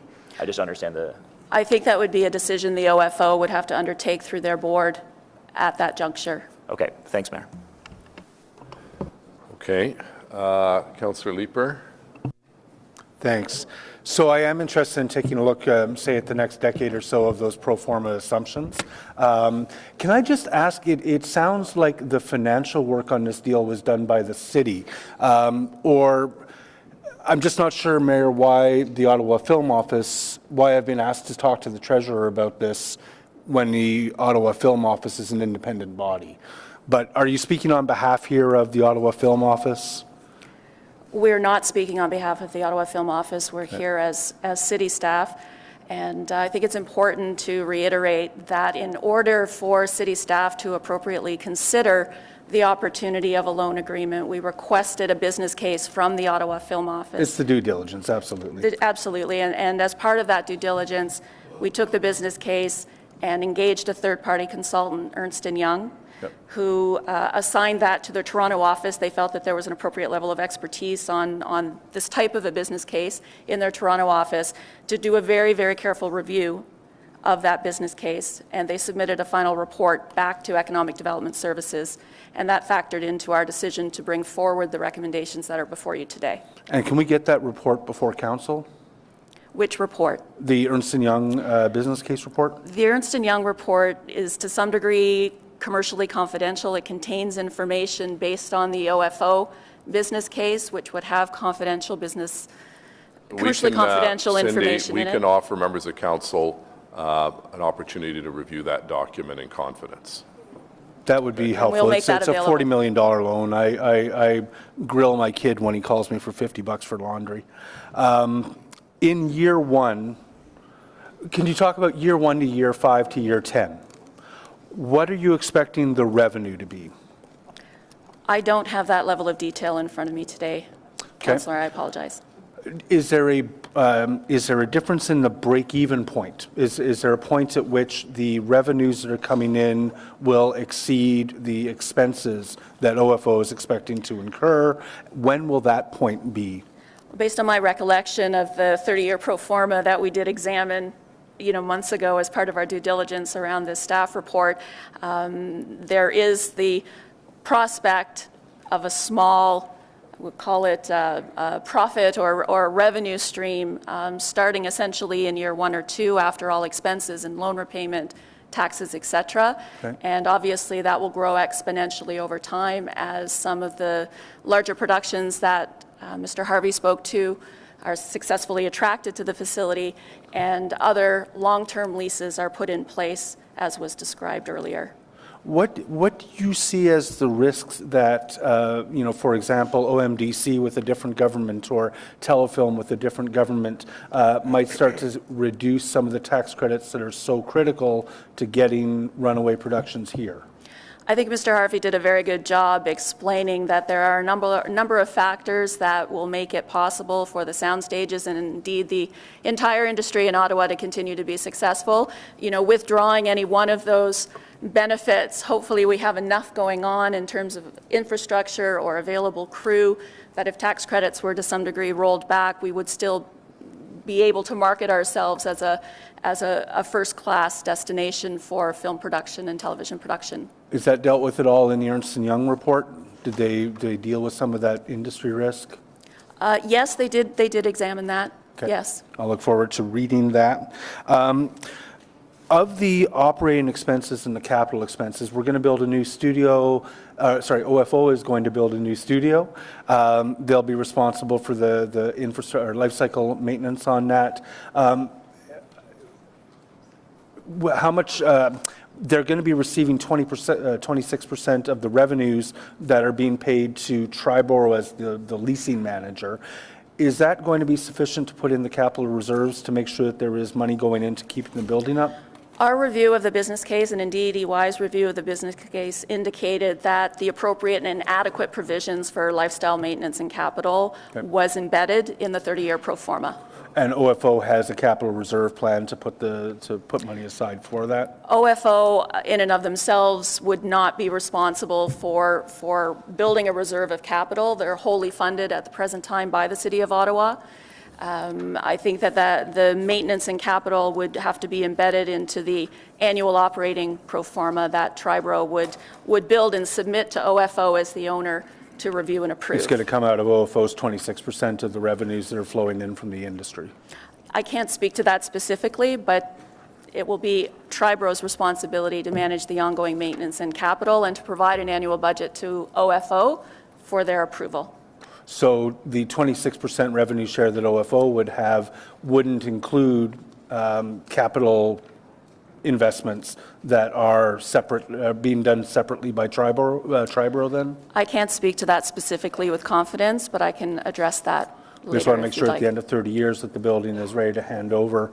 Understood. What is the scale of operating expenses that OFO is going to put in? It strikes me that if all they're really doing is receiving a check from Triborough, not responsible for actually doing the bookings, not responsible for capital, OFO's exposure must be fairly low on this.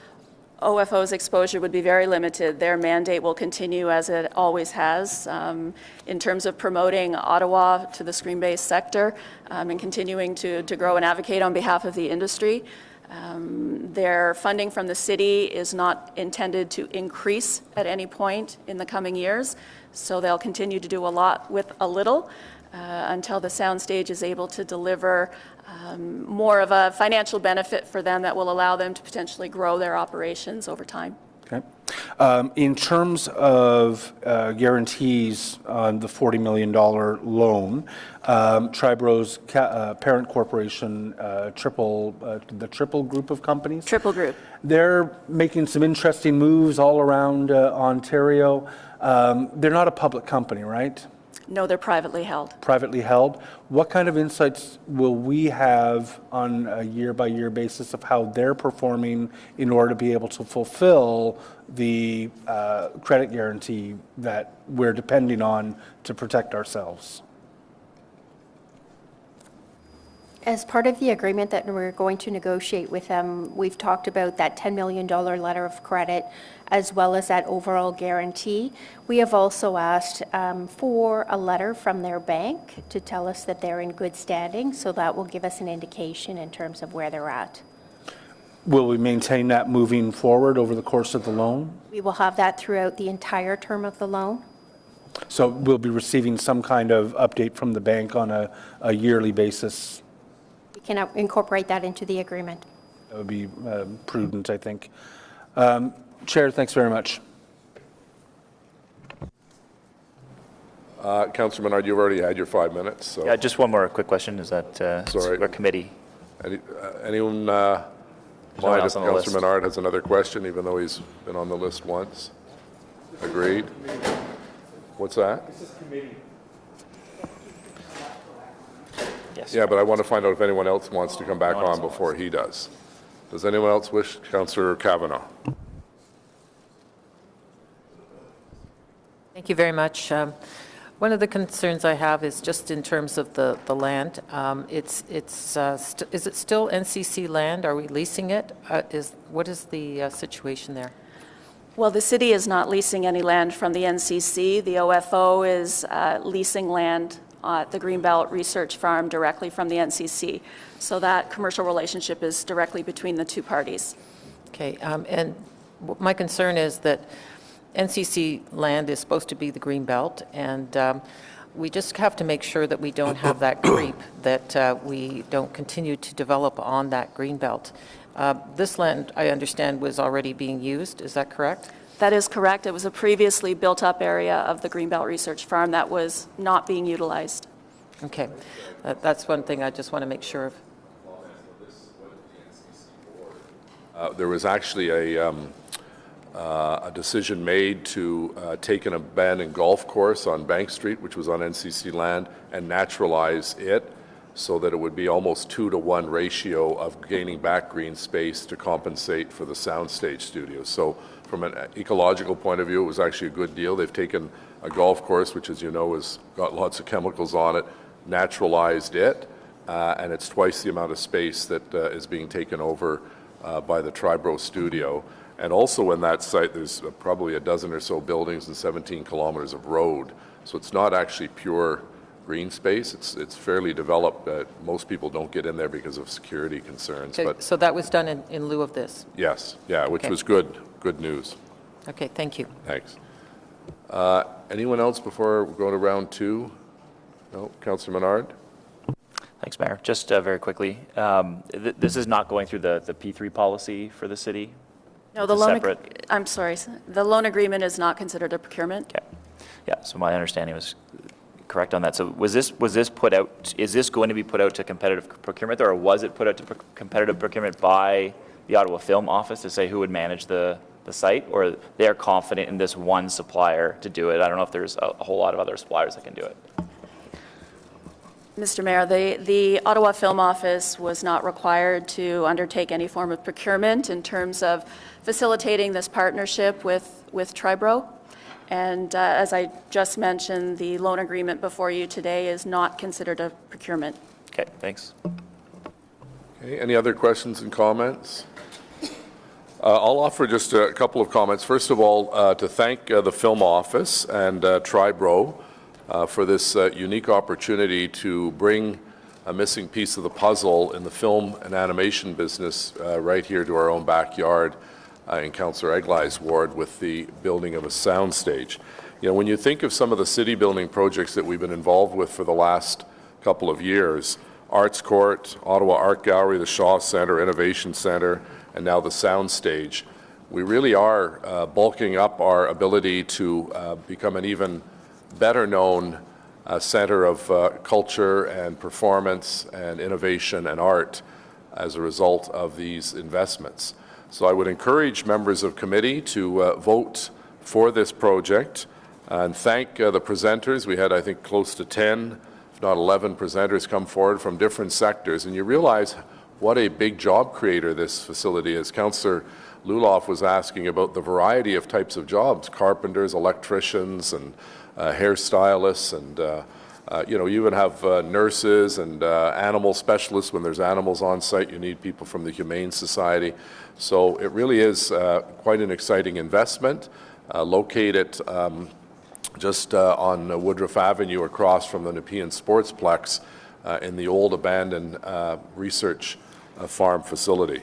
So my thanks to Councillor Cloutier for his work on this file, and members of the board who are all here on a voluntary basis, and our post-secondary institutions whose students in the future, not too distant future, 2 or 3 years, will benefit from this particular facility. So on the report, carried. Thank you. Next, we're staying with the film business for item number 11, Film Bylaw, Règlement municipal sur les tournages. We have a presentation, I believe, by, is it Dawn? Okay, sorry. Jamie Ernst is going to give us a presentation, and I know Councillor Cloutier knows this file well. So, yes, and I'm going to call on Councillor Cloutier to bring in a clarification to the film permit bylaw motion. We have Councillor Cloutier's mic on, please. Thank you, Mr. Mayor. Merci, Monsieur le Maire. Yes, thank you to colleagues for their support of item number 10 that we just went through.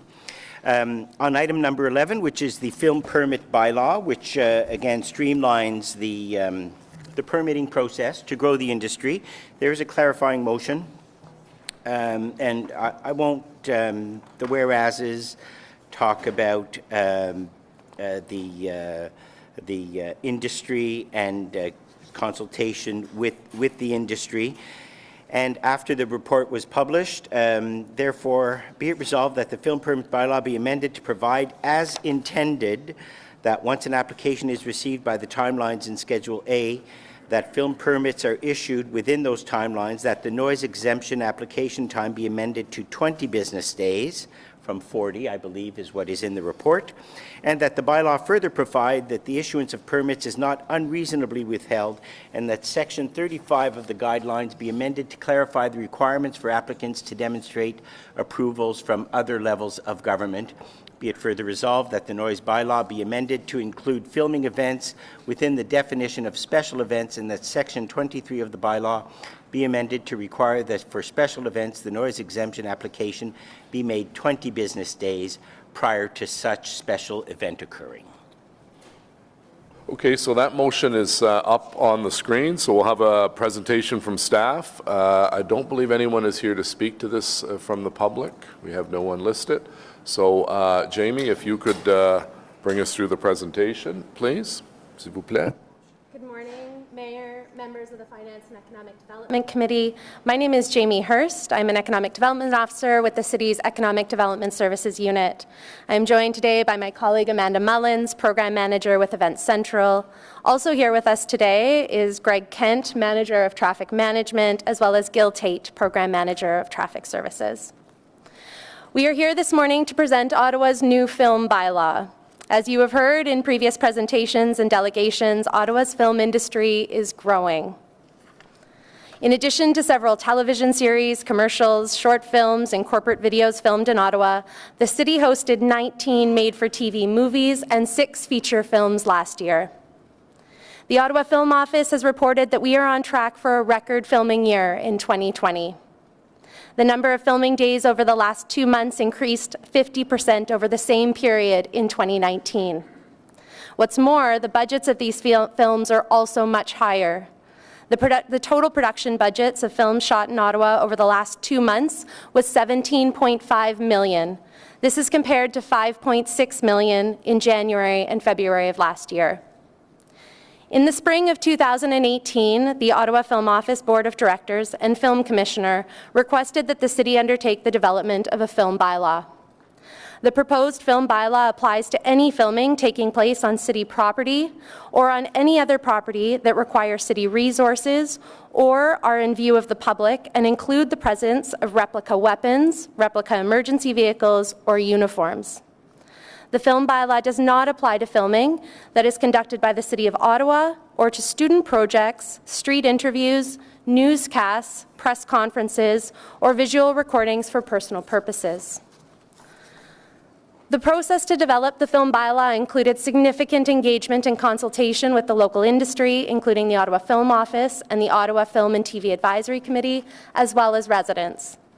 In addition, city staff conducted a scan of filming bylaws across Canada with a focus on Ontario municipalities, and we consulted extensively with city staff in emergency and protective services, recreation, culture and facility services, traffic services, and innovation and client services. The proposed film bylaw is designed to provide a clear and consistent process for the industry when seeking city approvals. It will support Ottawa in becoming a film-friendly destination by facilitating the creation of a film permit, providing film and production companies with a streamlined application and approvals process, and establishing 2 new temporary film industry advisory positions within the city's Event Central and Traffic Services units to ensure the city can seamlessly implement the film bylaw and avoid disruptions to existing city services. These dedicated resources provide capacity for the city to assume the new functions of processing film permit requests and coordinating film activity in a timely manner, making Ottawa an appealing filming destination. The film bylaw will also provide greater coordination of city services and help minimize potential disruption to residents, businesses, and institutions during filming events. The bylaw establishes that the city's Event Central unit will receive all film permit applications, circulate the applications to the appropriate city services, and issue the film permits and/or liaise with industry representatives to troubleshoot issues as required. Additional information on the application process and more operational aspects of filming, such as parking and street closures, will continue to be contained in the Ottawa Film Guidelines, which are intended to be the plain language instructions on how to film in Ottawa. Staff have committed to reviewing the guidelines annually in consultation with the Ottawa Film Office and the industry. Staff will conduct a review of the bylaw's implementation and report back to committee within 1 year. Part of this review will include collecting data on turnaround times for permits and approvals under the new application process. We will share this data with the industry to use in their marketing of Ottawa as a filming destination. In addition, an assessment of enforcement and resource requirements will be completed within the first 2 years of implementation. We would like to take this opportunity to thank the many internal and external stakeholders who have contributed to the development of this bylaw over the past 18 months. The new film bylaw reflects the spirit of collaboration evident throughout its development and will complement the ongoing work of the Ottawa Film Office and the local sector to attract more productions to Ottawa. It will also ensure that Ottawa is well positioned to support our growing film and television industry and that we remain competitive with other Canadian filming destinations. We would be pleased to take any questions that you have. Merci. Thank you very much. Thank you. Thanks. It's not one I need an answer to today, but I have a request of the Film Office. We're seeing a lot more filming in Wellington West and Westboro. I love it. I'm glad that it's an attractive destination for that. We're seeing a few productions coming through that are using replica weapons, often within a block or two of locations where there have been incidents that are of significant concern to residents. And in each case, I have asked the permitting folks, can you please ask the production company either to go behind a screen in that location or just make sure that they mark the hell out of this as a film set. I would love to stop having to do that. Can that be done proactively with the production companies? If there's going to be a replica weapon, police cars, things that look like emergencies, just ask the production company and reassure me that the production company will be using screens so that violent film incidents being filmed are not visible to the public. Yes, Councillor, that will be a part of the assessment that staff will conduct and incorporate different measures to address exactly what you've identified. Thanks. And then just let the councillor know that, these are the measures that are going to be in place to ensure it's not visible to the public, or if there's no choice but for it to be, that it's very clearly marked as a film set. Thank you. Thank you, Councillor Liebert. Councillor Hubley. Thank you. Quick question on the permit piece. Why 20 days? To me, this is, in a lot of cases, will just be red tape and could delay things. If it's possible by staff to turn this over quicker, is there not a way to do that?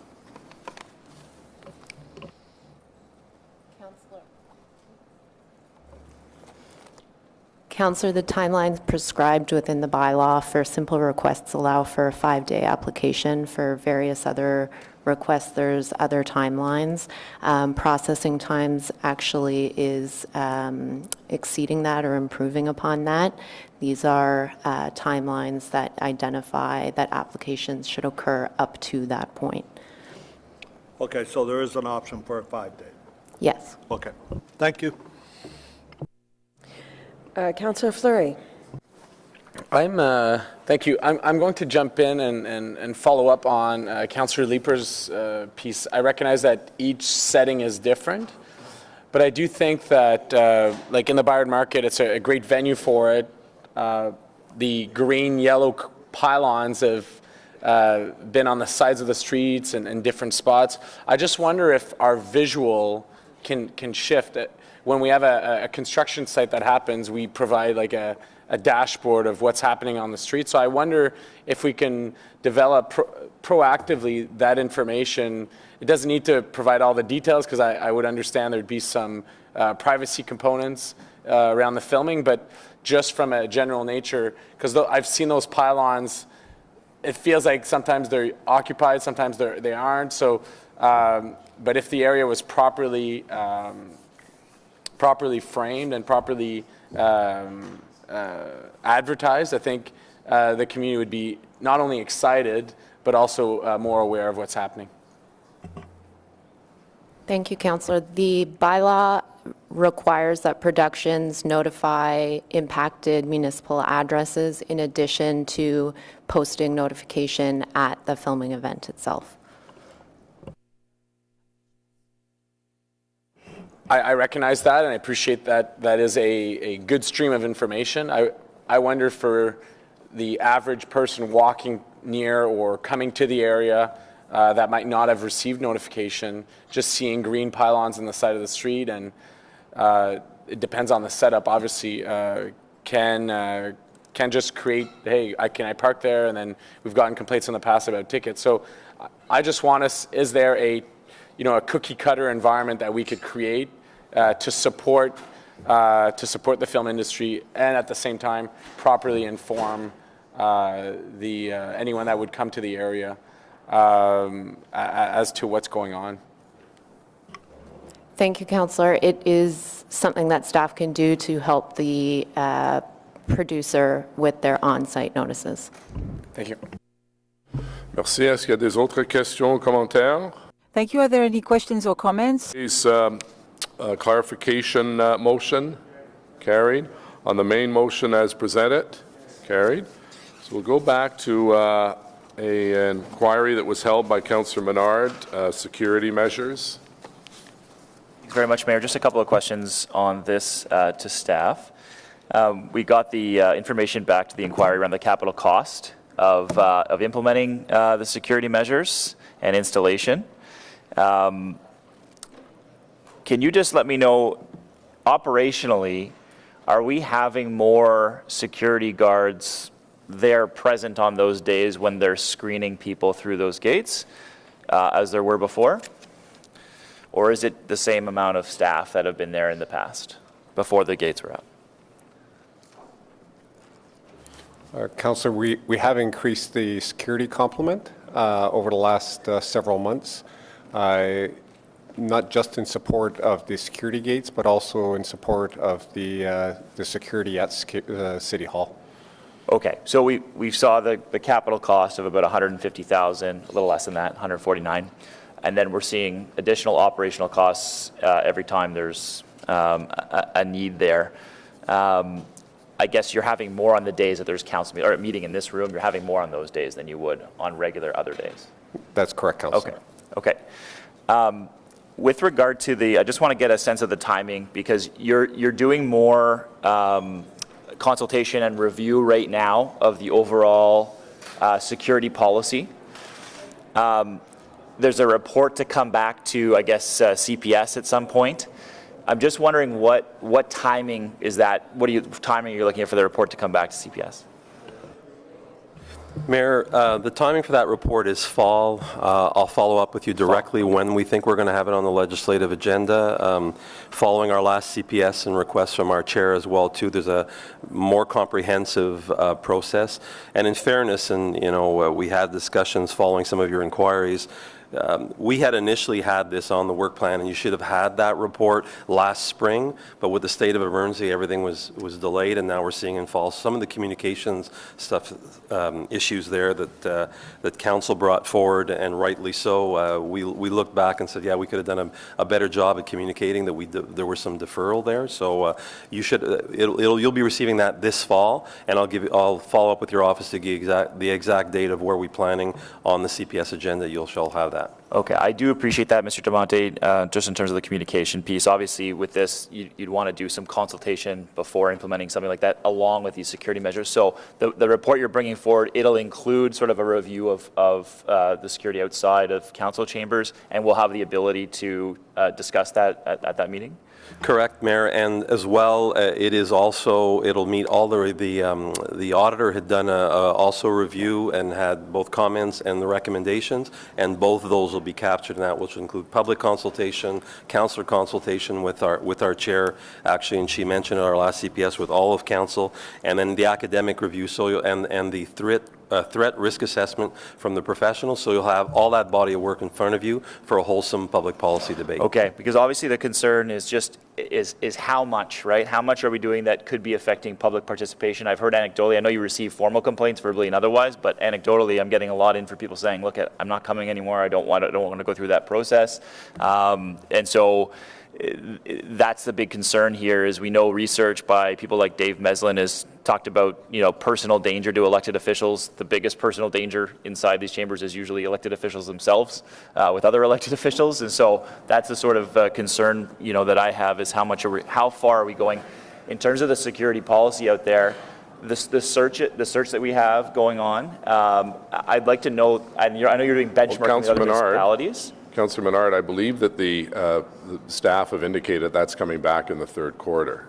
And I'm not quite sure, anecdotally, we should be basing security policy on a few people who don't like going through security checks.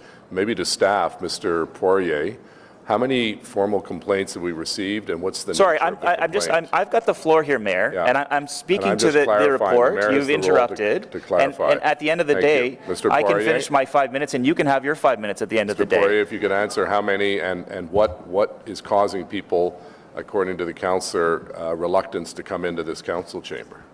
Yeah, that's not my question. It's mine. Mr. Mayor, I've received 2 formal complaints. Two? Two, Two one in a city of regarding a million, okay. One regarding accessibility. Right. And we've responded to both of those complaints. And you've solved the accessibility issue? And that's correct. Okay, thank you. Councillor Menard? Yeah, thanks, Mayor. Thanks for giving me back my time here and interrupting. I guess what I'm trying to get at is that there was no consultation to do this in the first place. Staff have said that very clearly. And we should have had consultation in the first place because people are being denied when they shouldn't for things like knitting utensils. So how far we go with the policy is the question here.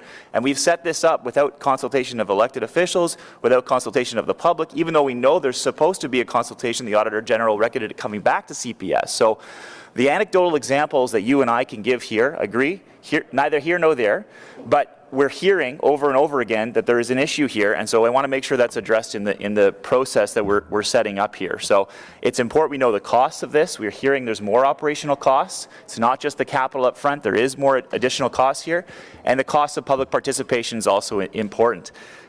So the fear factor in all of this, I think, is playing a role, and I want to make sure we're getting to the bottom of that. Thanks for that time, Mr. Mayor.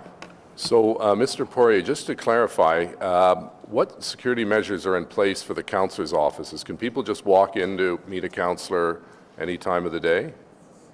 Mr. Mayor, currently there is access control at the entrance to the councillor's offices. Right. Okay, thank you. Next is Councillor Kavanaugh. Thank you very much. In one of the aspects of security, I'm wondering about gender lens and how it's been applied, because it's not just on this side of the table, but also for those who come here. Security is an issue that's very important, both to the residents of Ottawa and to us that work here at City Hall. And we don't want people to feel intimidated, and we also want to make sure that it takes into consideration the gender lens. The gender lens will be applied during our consultation process, and also part of the public engagement piece will also be inclusive of other issues with respect to accessibility, recognizing that our focus is not just the council and the councillors, but also staff and the security also of visitors and the public within this facility.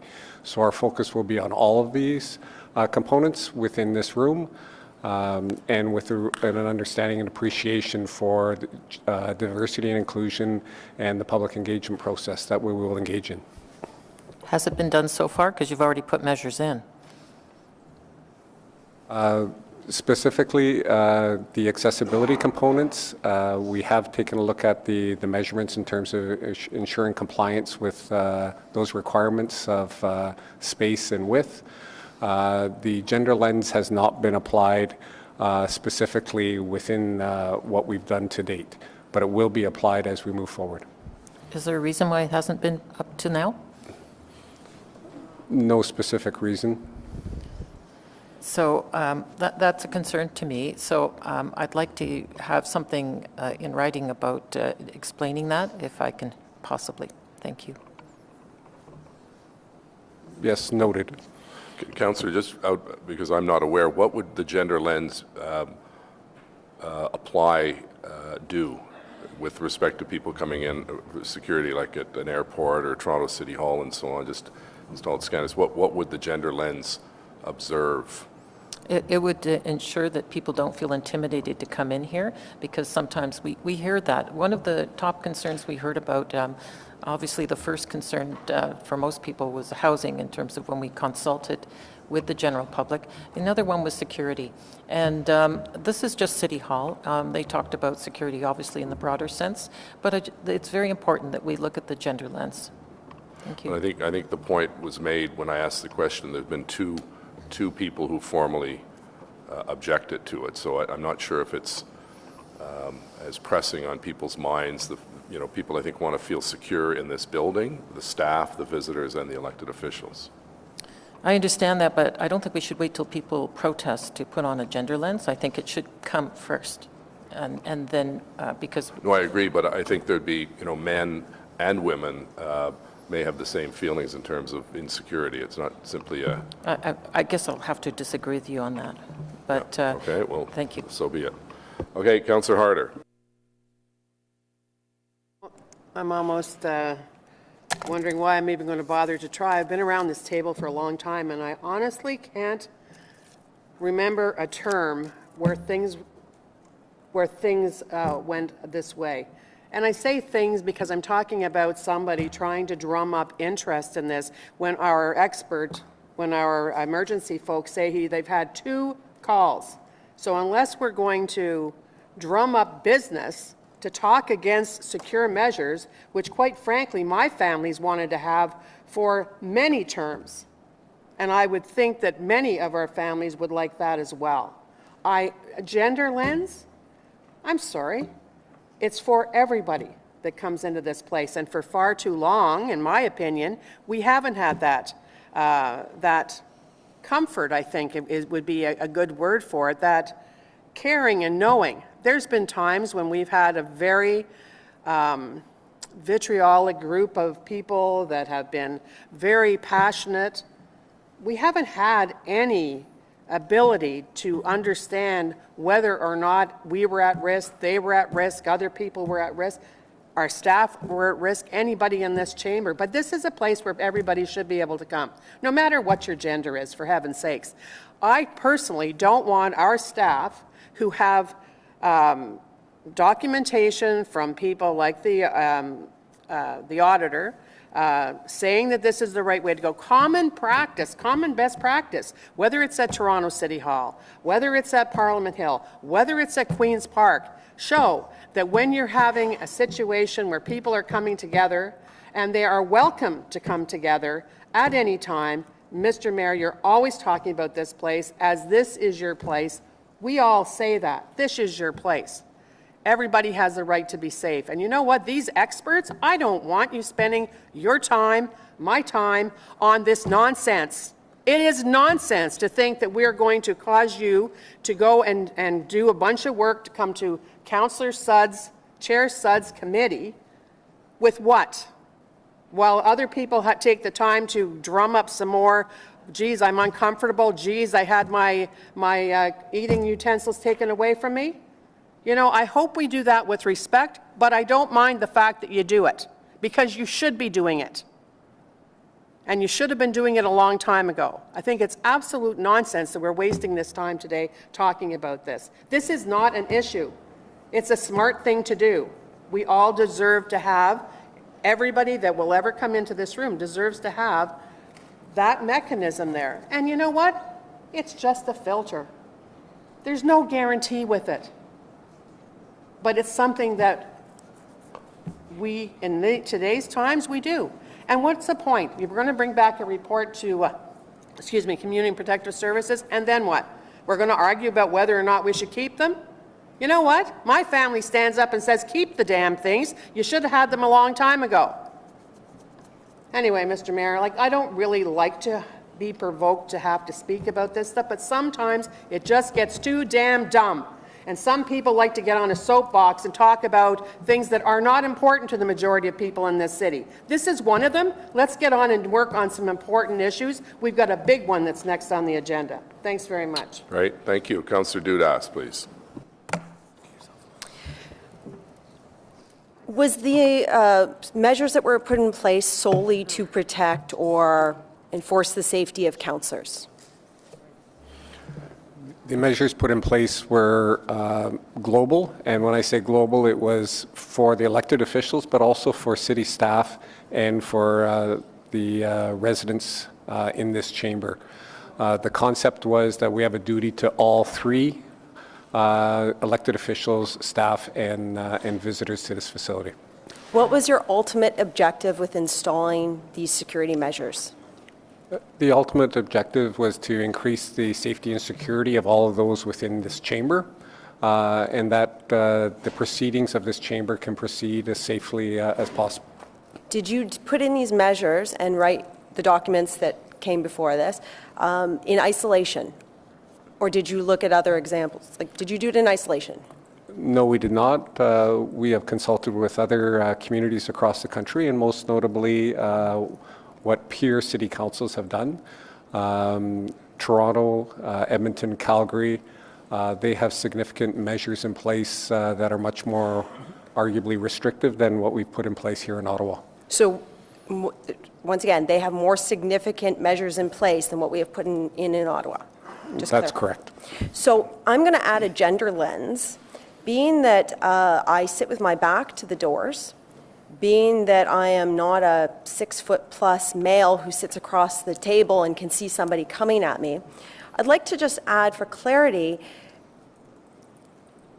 how many weapons, how many items, how many things have you confiscated in the short time that these measures have been in place that may or may not have been used against anyone in these chambers, including members of the public, members of the media, members on council. How many items have you confiscated? The number is six knives. 6 knives. So are we talking pocket knives? Are we talking large knives? I don't know if you can say, but A variety, correct, variety. including small hunting knife and pocket knives. so somebody needs a knife to sit in here and to have active participation as an active, engaged member of the public. I'm not asking you to respond that. I'm being facetious. I guess what I'm saying here is that these measures are put in place to prevent something from happening. It's not to prevent people from being engaged. We have not seen less people attending our meetings, and I anticipate as things come this afternoon, we'll see even more. When I was a newspaper reporter with the Ottawa Sun, I can't recall how many times I received death threats, threats to my family. We have an engaged members of the media up there, and once again, their safety is imperative to us. We have members of the public who we want to keep safe. And I will once again reiterate, as a 5'3.5" female with my back to the door, I can't protect myself in a way that someone who might be sitting across the table might be able to. So I think that the work that you've done is phenomenal. I appreciate any further information you wish to provide, but I feel much better knowing that you're taking our security, everyone's security and safety into account with these and any additional measures that you look to bring to our attention. Thank you very much. Thank you, Councillor. Councillor Fleury. Councillor Fleury, thank you very much, Mr. Mayor. Well, I think some on the council have taken firm positions. I think we should be careful here. We should be careful about several things. Firstly, unlike on Parliament Hill, where parliamentarians come in from across the country to actually work on the Hill, while at Ottawa City Hall, all councillors live in the community. We live here in Ottawa. So if we create an environment at City Hall which is highly secure, if someone wants to attack you, they'll attack you when you leave City Hall, when you're going to your car. They'll attack you perhaps in the community itself. That's what will happen. I'm well aware of the environment. I've attended many Olympic Games. If we focus only on one area, one place, we're opening ourselves up to events in other places. I felt it much safer when people are actually able to come into the building freely. We've attended debates which were very, very contentious, where there was a lot of unrest, and the security teams really took the situation in hand in a very respectful way so that democracy can actually continue to take place. Our families and nobody wants issues to arise. Now, if we continue just to focus on our committee rooms and the council rooms, we're pushing the issue elsewhere. If people intend to actually attack us, hurt us, they will hurt us where they can. Now, my question from Mr. Poirier, Mr. Debenture, two small questions. First of all, you've raised the issue of the review of other cities. You've chosen cities where crime rates are very, very high.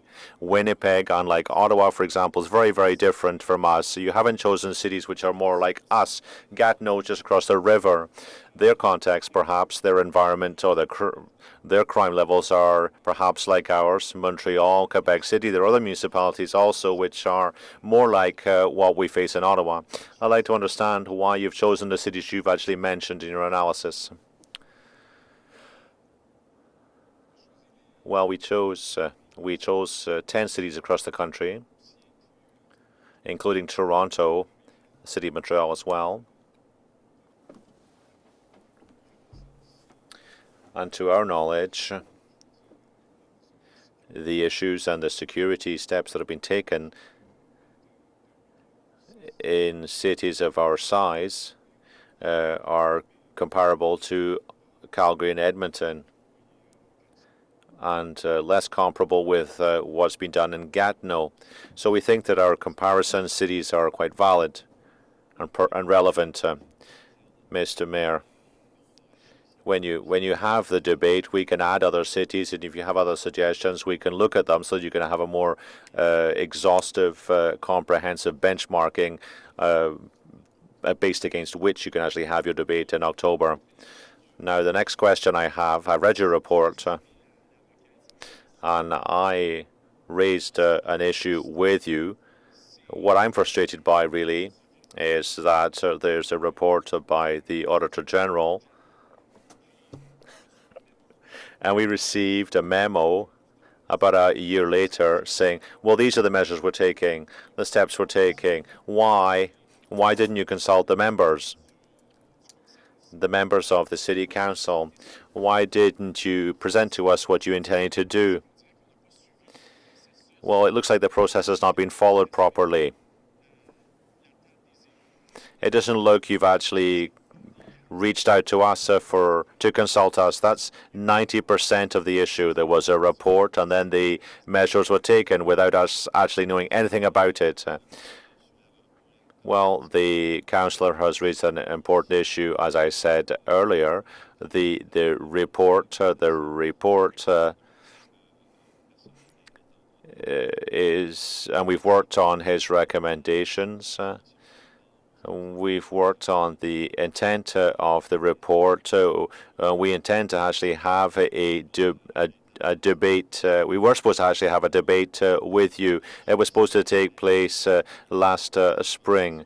Now, we enhance security on a regular basis, so normally the debate should have taken place before the control or the security systems were put in place, but there was a bit of a delay, and we weren't able to actually present the report to you, so that really shook our process up a bit. And as we say in the reply, our communication should have been better because there was an issue with the timing. There will be a public debate, a comprehensive process, a review of the literature that your colleague has asked for also, and there'll also be wholesale consultation with councillors as the president, the chair of the committee has asked for. So it's not an apology really, but that's really what has shaken up or a regular process, and we will be making corrective measures before the October report is actually published. All right, thank you.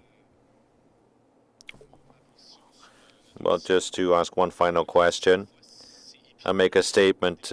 Democracy, municipal democracy can be quite tough sometimes. People have very differing positions, so it's normal that there be tension and that ordinary people want to actually attend our hearings, our deliberations. I know that all members of the council want to feel safe. I know that staff want to feel safe as well. I understand that. But one of the things that was missing from this process is that we're all in the community, and the social media. On social media, it's we often tell people where we'll be, right? This is where we have to be careful. If you create a high security area, we'll be attacked elsewhere. That's my personal concern, and I'm looking forward to having a deeper discussion on this on the committee. Thank you very much. Thank you, Mr. Mayor. I just want to start by saying, I think that it's really important that we not diminish the fears of anyone in this room or the concerns of anyone in this room when we're talking about security and what that means. And I think that actually Councillor Dudas probably made Councillor Kavanaugh's point when we talk about a gender lens. And I think we have to be really careful not to just celebrate gender equity and gender lenses and International Women's Day and everything else when it only suits us. We have to, sometimes the responses back will be one that maybe we don't agree with, but that's why we have it.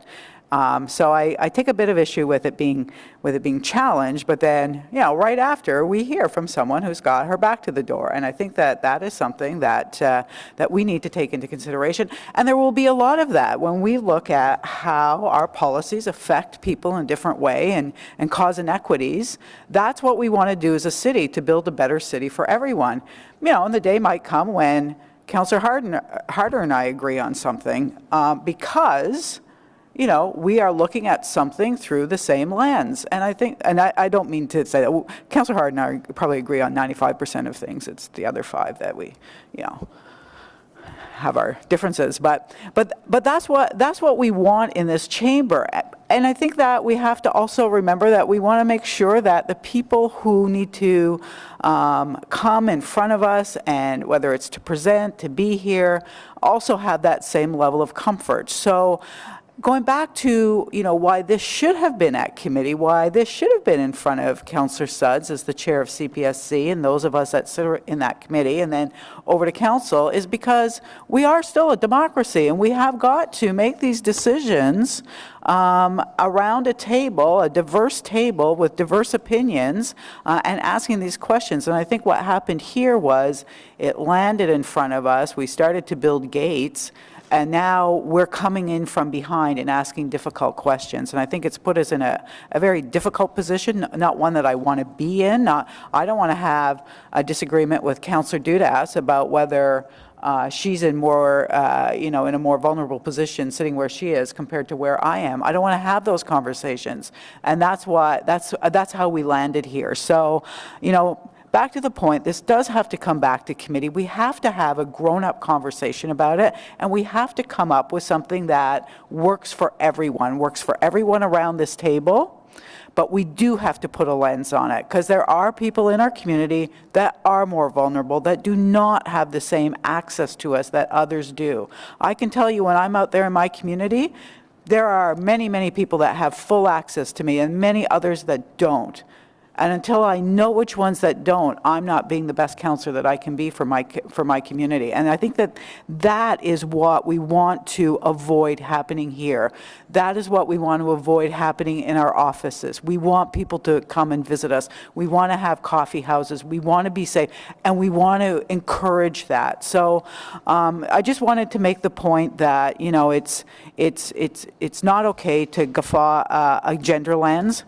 We saw immediately after why that's important. There will be many other considerations in a gender and equity lens that we have to put in place. We can't just have these policies at City Hall to tick a box. We have to have these policies so that we actually use them whenever we're making up our policies and programs in this city. Thank you. Councillor Sudds, please. Thank you, Mr. Mayor. First of all, and I'll concur with Councillor McKenney, this is an important topic, and I think everyone brings their own perspective and experience to this issue. I do want to thank staff who I've worked with closely over the last number of months, and I believe have taken necessary, pragmatic, smart steps on behalf of us and the corporation. A few points I want to make sure we clarify as part of this discussion. And one, if I can ask for some clarification or to remind us of the audit findings and the management response given to date on this. Yes, the Auditor General's report had 17 recommendations. Management agreed with all 17 recommendations, and of note, the requirement for us to come back to council, we will follow through. And as Mr. DeMonte said earlier, it is our intent to come back with those recommendations for a full presentation and ensuring that we've gone through the public engagement process and the consultations are appropriate so that we can come back to your committee as per the Auditor General's recommendations. Okay. And would it be fair to classify these recommendations or measures as preventative? That's correct. I guess our concept is that to the best of our ability, we want to provide a safe and secure environment with a lens that we want to be preventative as best possible. And the intent is to find that balance in terms of making sure that government remains open and accessible to all. And so what, understanding that we're taking preventative measures here, what are the implications to us, and I'll say as a corporation, of not taking these steps? Thank you. The real truth, I think, is that had we not taken measures, that if something untoward did occur, there would have been a lot of quarterbacking in terms of saying, why didn't you put these measures in place? Because there have been significant issues or events that have transpired within this city that have given reason for concern and reason to actually start to implement these kinds of measures. Further, the concept here is, as much as I've mentioned councillors, staff, and the public, it's also the belief of the democratic institution of this piece of government and how important it is to everyone in our city. The fact that it's this place of government that probably has the highest profile of all, and it's incumbent upon us to provide a safe environment for all those who attend. Thank you. And one last point.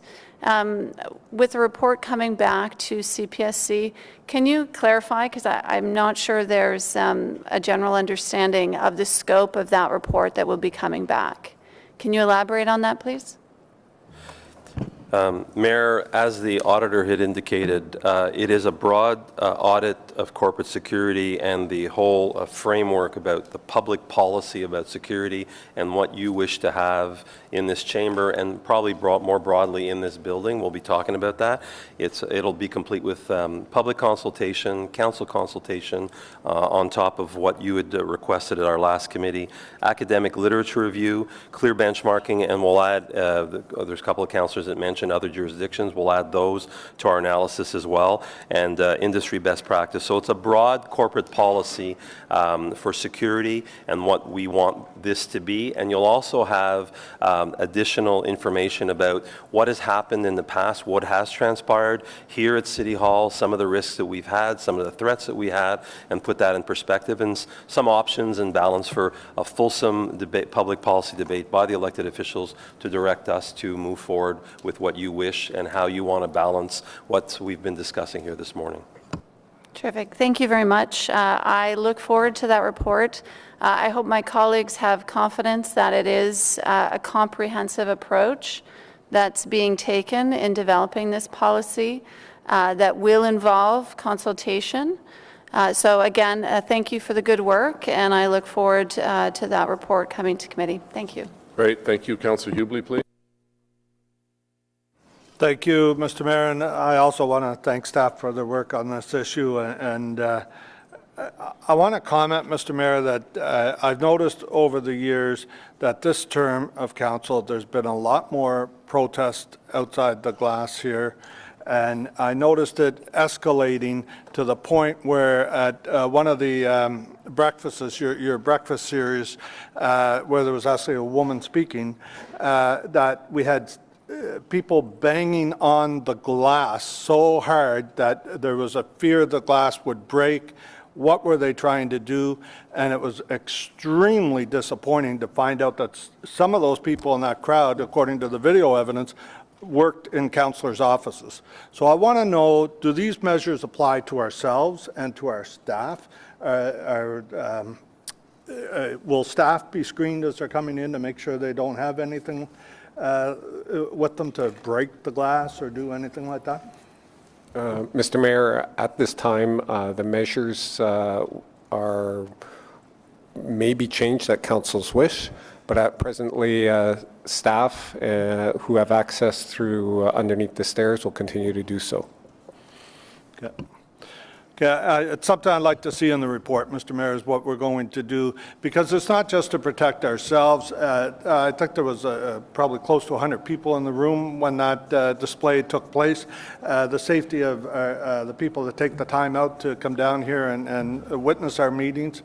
It's the safety of everyone, and I'd like to see from the clerk's office a little language in the contracts that go to employees of City Hall that they're not allowed to participate in that kind of behavior being paid by tax dollars. So if we could get that as well, I'd appreciate it. Thank you, Mr. Mayor. Thank you. Councillor Luloff, please. A lone gunman made his way from the War Memorial, made his way to the War Memorial and killed a Canadian Forces reservist before running up Parliament Hill, shooting a guard before attempting to kill as many politicians as possible. Major changes were instituted on Parliament Hill in the aftermath of this attack. How prepared was the City of Ottawa at the time, this is 6 years ago, and especially City Hall staff, to deal with something like this? Mr. Mayor, actually, that's one of the elements that we looked at and that was, frankly, worrisome for us when we looked at that. We weren't well prepared. And we've taken some measures to make corrections following that event. One simple thing, our children go to school and they practice lockdowns now. We weren't able to lock down this building. The doors around City Hall, the multiple doors, and Mr. Poirier can tell you the number, had to literally lock down by a key with the only 2 security guards. So that's evolved. We have electronic systems now put in so we can lock down City Hall. Training for staff and for council and for councillor staff has been done about, secure in place, locking down City Hall, those types of events. It was challenging that day, so we couldn't lock down City Hall. As well, and I know it's not quite related to your question, but other measures that we've been proactive and we stepped forward, if for lack of a better term. You've seen bollards and some of the other security measures we've protected. We have many events. So those are all results of things that we need to do. I think when the auditor looked at that, he was also looking more strategically at the future, and we didn't have a good public policy, so we are coming forward with that. But those events actually were events that were wake-up calls for us from a security perspective, how we balance things out. I certainly don't hear a lot of people complaining about these additional security measures that were put in place on Parliament Hill. And I didn't hear prior to 2014 anybody complaining about people using metal detectors to screen visitors when they attend the public gallery. So despite the market difference in our salaries, I bemoan anyone who believes that my life is worth less than a member of Parliament's. Thank you. Great, thank you. Councillor Leeper, please. Thanks. I'm not going to spend a bunch of time challenging the information that's in the IPD. I don't see anything in that entire document that says that screening stations are the answer. What I see is a lot of assertions that there are protests at City Hall and trying to link the fact that there are protests with screening stations, which I don't necessarily agree with.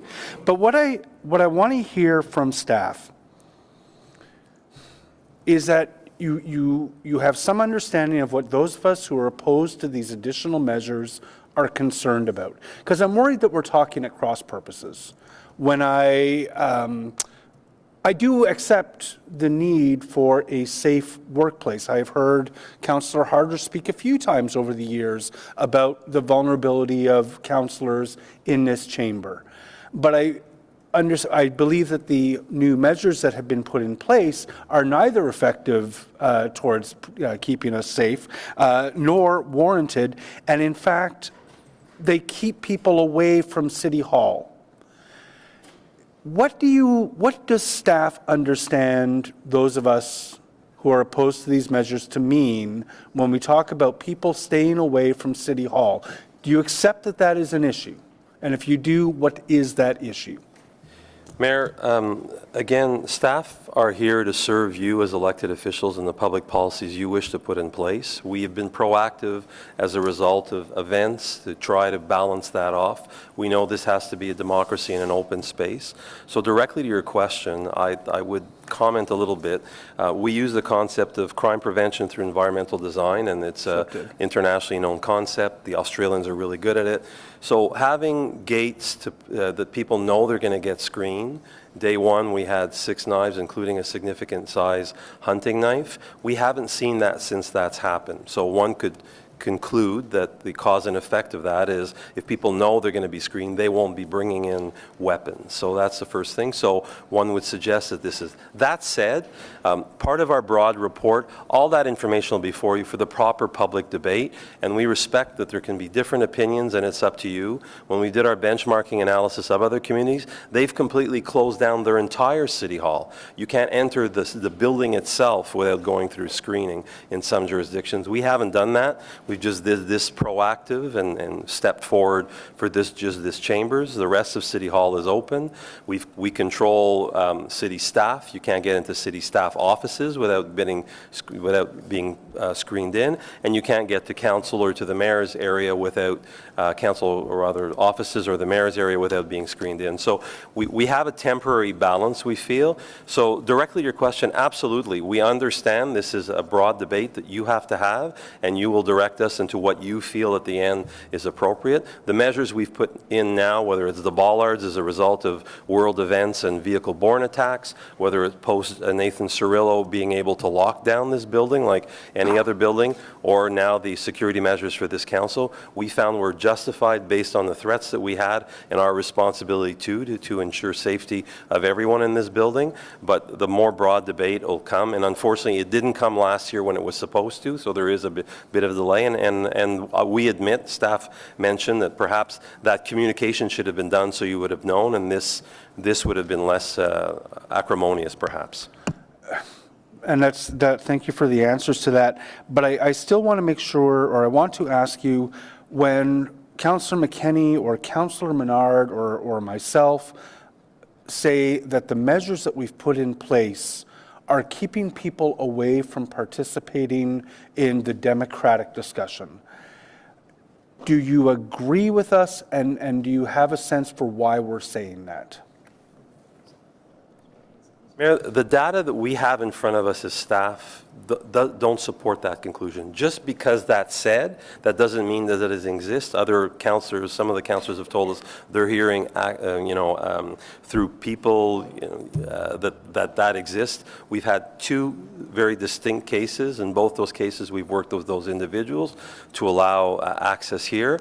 And when we bring back the academic literature, the benchmarking, I think then we're going to have more information so you can have a broader public policy. Again, it's not up to staff to agree or disagree. We just, the facts currently don't support that conclusion, but that doesn't mean it's not there. And perhaps the academic literature and some of the other information that we'll have in the broader body will bring that forward for a more wholesome debate. I can't support that right now. Okay, so that's the chasm that I want to work with you, especially to try to cross. It's important for you to understand why we're saying that, why we feel that physical security measures keep lots of people who don't want to be screened for all kinds of legitimate reasons away from City Hall, and our democracy is the poorer for it. All right, thank you, Chair. Councillor Tierney. Great. Thank you, Mr. Mayor, and it's a very good discussion we're having here today. Certainly, I've been around the table for about 9 years, and I've witnessed some contentious votes, a lot of banging on glass when it came to the Uber debate, as well as other debates that we've had around this table. But the things that I think about the most is, what are the procedures now when we have dignitaries? We're a population of 1 million people, and we've had some very big names come here. We've had our Prime Minister, we've had Minister MacLeod here, and I'll tell you, I was just talking to Councillor Harder about the situation when Minister MacLeod was here in the past, where a person that was in the gallery, and this was in the media, that has been charged twice for harassing her.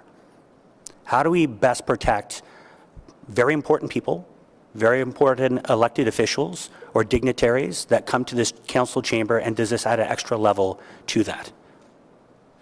Mayor, it does, and actually the case that you've indicated, staff work whenever we have a dignitary of that nature coming here. We work with the MPP's OPP protective detail. In the case of the Prime Minister, obviously the RCMP protective detail, and we adjust our plans based on their protectee. And we've had those situations which you were aware, and we had evacuation plans, et cetera, that was already in place. But those are all elements that added to some of the discussion that we had, that we got feedback both from the RCMP and the OPP and their specialist, as well as Ottawa Police that did the first analysis for us about these chambers and committee rooms as well too. So their professional opinion was part of some of this debate. And again, I want to reassure everyone around this table that that'll form part of the information that you'll have for the broader debate this fall as well too.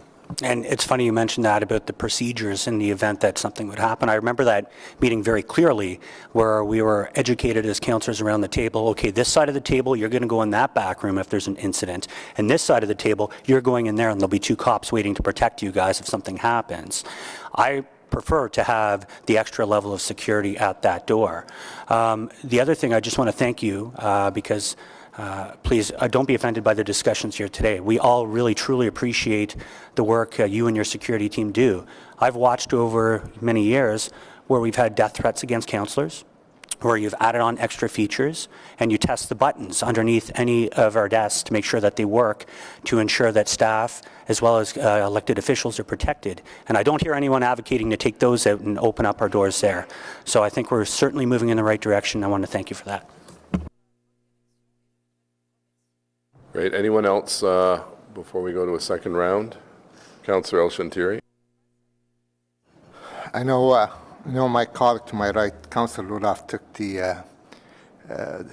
some of the thought I was going to say, but I want to thank staff sincerely for being proactive, because security in general in this country, not just in the City Hall, is always built on after the fact. We start taking our shoes because a shoe bomber. We start to put their hand inside our pants because somebody smuggling something. We start going to Parliament Hill just like going, with all the tight security, all because something happened.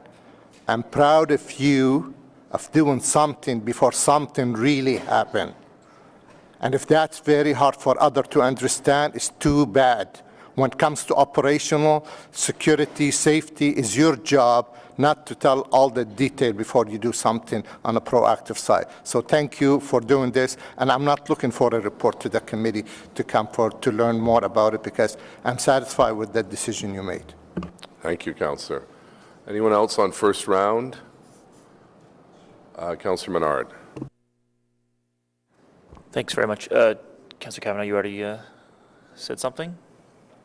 Okay, your name is first. Okay, thanks, Mr. Mayor. Just a couple of points that I want to make, because I understand people fear, they have a potential fear of being in this place in some cases, or they could feel more fear than, say, somebody does on this side of the table because they could see somebody. I understand that, and that fear is legitimate. In some cases, you feel that, so you can't take that away. Somebody feels that fear, they feel that. I guess for me, there's 2 points that I want to highlight here that's important that we get back, is the evidence that what we're doing outside the chambers is making a marked difference in security for us. I want to make sure we see that putting these up actually does reduce the chance of something occurring. What are the chances of something occurring? What does the research say in terms of the chance of something occurring to us, this chamber? And does what we've put in place have the evidence behind it and effectiveness of what we're trying to target? And I've asked that of staff. I hear that that's going to come back in a review, and Councillor Sudds has mentioned it going to committee. That is exactly what I think should be happening. We need to have that discussion. Let's make sure the evidence is there to say, yes, this is making us safer in the first place. Because what I've seen, what I've researched, it doesn't show that, but I want to make sure we get that back. And the second point that I want to get back is around what Councillor Leeper has said, that the evidence that this doesn't decrease democratic participation. Those are the 2 main pieces for me in this debate. I don't want to take away from someone's feelings in this room. That happens. People feel the way they feel. And I don't want this to be a visceral debate in that way. I want to make sure we get the evidence to make sure we see. The point is made sort of, what if we didn't do this? What if we didn't do this? People are getting so angry, but what if we didn't do this and something occurred? Well, what if we do this and something occurs? To what level do we go to here? The question can be asked in that way as well. So I want to make sure we get the evidence on the table. I'm looking forward to the report. I thank staff for going through and giving us that information, and the piece about consultation. That is extremely important. So I'm looking forward to the discussion in the future. Thanks, Mayor. So, Councillor, you mentioned you've done research on this. Can you share it with all members of council? Yes. Okay, thank you. Councillor Kavanagh? Just send it around electronically, your research report. Thank you. After the comments, I just have to say something. I spent over 30 years on Parliament Hill, and I worked in an office very close with security. This is not my first rodeo on security, and I certainly understand it, and I certainly understand the importance. We worked with multi-levels. This is about asking about a gender lens. That doesn't necessarily mean no security. It means looking at it and through a gender lens, and that was the point I was trying to make. To get up on soapboxes and talk about that security is important and other people don't think it's important is not quite what I'm talking about. I made it very clear that I wanted to see a gender lens. I think that's important because we've made a commitment to that, and it doesn't necessarily mean less security. In fact, in some cases, as some councillors have pointed out, there are certain concerns that are actually more heightened. And I just want to make sure that point is across because this is getting misinterpreted. Thank you. Okay, anyone else on questions or comments? I'll offer a couple of comments. To follow up on Councillor Kavanagh, a number of us worked on the Hill, and I remember when we used to be able to drive your car to see the Christmas lights on Parliament Hill. And guess what happened? There was a bus hijacking. I remember watching this from the Peace Tower, seeing the bus that came up, got stuck on the front lawn, on the west lawn of the front building, and guess what? The Parliamentary Precinct Committee recommended that they close off the Hill for people to drive around unless you have a pass. And then, of course, that tragedy that took Corporal Cirillo's life, when the terrorists went up on the Hill and started shooting around, not one single uniformed guard had a gun. It was only the Prime Minister's protective detail that had guns, not the armed, not the security guards that are in security outfits. And guess what? You go up there now, every single security guard has a gun, has been through the RCMP training. So the worst kind of security is always reacting. The best kind, and make no apologies, members of staff, you did the right thing. We cannot micromanage every single aspect of this corporation. We have a new security team here called the Commissionaires. We didn't have a public town hall meeting to decide who was going to win the RFP because we have experts on staff who have the responsibility, the background, and the knowledge to make these decisions based on evidence and data and information from what's happening in other places. And you know what? Who needs a hunting knife to come into a city council meeting? Thank goodness those steps were in place. You took, I think, 5, 6, 7 knives, including a hunting knife, away from someone who could have done harm to a member of the public or a staff member or an elected official. You go to a Sens game now, you go through a metal detector. A friend of a councillor brings knitting knives or knitting needles and wonders why she stopped and she can't bring them in. Try bringing that on an airplane. It's not allowed. The world is changing. The world is unfortunately getting nastier when some people are using a vehicle as their weapon of choice. Look at the Christmas market in Germany, closer to home, the 6 or 7 people killed in Toronto. I think there's only one person around this table who has a background in security, and it's Councillor Luloff, who served us bravely in the armed forces. So the threats are different, and we have to constantly be vigilant that there are people out there who may wish to do us harm. So when the bollards came in, I thought that was great because we have so many people that use the plaza on Laurier Avenue for festivals and community activities and so on. Can you imagine if a car just hopped the curb and went in and plowed through 10, 20, 30 people and we saw such carnage on our own backyard? So, the notion that, and one member of council said, is keeping people away from City Hall. You know what? I meet a lot of people every single day. I get a lot of email, probably more than anyone else's office on a single day, and I have not had one person come up to me in the last month and a half, and I've probably been in touch with, a couple hundred people saying, I really no longer can go to City Hall because I have to go through a screening process and a gate. Give me a break. I'm sorry, but that is not preventing people from coming from City Hall. And we've made this City Hall, by the way, to follow up on Councillor Harder's point of view, more accessible, more use. Each member of council has a free booking that they can use. We've had, I think, a 37% increase in the number of people coming here because of the art galleries and the Sports Hall of Fame and the little museum we have. And I think that's great. But the reality is that we have to be vigilant. When I arrived here, I guess 9 years ago, and I didn't realize the door in the mayor's office was locked and you had to swipe in or you had to buzz in. And I said, that's crazy. We're going to have an open door policy. You know what? That lasted a week because there were 3 incidents where people came forward that clearly had some challenges, and it was not safe for my staff. And we have in one of my offices along the corridor, one member of staff keeps the pictures of 6 or 7 people who have threatened me or threatened the staff. I had a death threat. A gentleman was charged and found guilty not too long ago. I had 2 others before. So those pictures are a reminder to the staff to make sure that they're not allowed in. One person came, I think, with a shield and a sword one time. Well, obviously, they're not looking for help on a municipal issue when they're coming with that kind of paraphernalia. So we have to be vigilant for ourselves, for our families, for the members of the public, and certainly for our own individual staff. So I fully support the measures. I don't think we have to go through and apologize for doing your job. Your job, Mr. Poirier, is to ensure that the corporate security around this place is taken care of and that it's a reasonable level of security. I don't want the place to turn into Fort Knox, but folks, that's not Fort Knox. It's a very minimal process for people to get through. And anyone here in the public have any trouble getting through today? I haven't had, I don't know if I've had 1 complaint. And I think we heard from staff there's been 2 formal complaints, and those 2 issues, because of accessibility issues, were taken care of very professionally and respectfully with the dignity of the individuals at heart. So thank you. And we're now off to Councillor Dudas.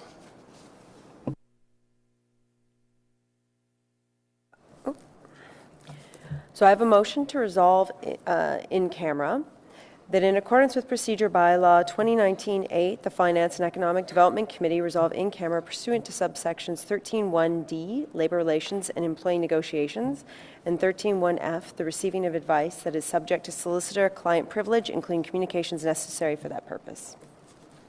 On the motion? Carried. So we'll ask members of the public and the media if they would kindly leave as we're dealing with a labour matter, and it will take approximately 10 minutes to get the system in order for us to go in camera. Thank you. Merci.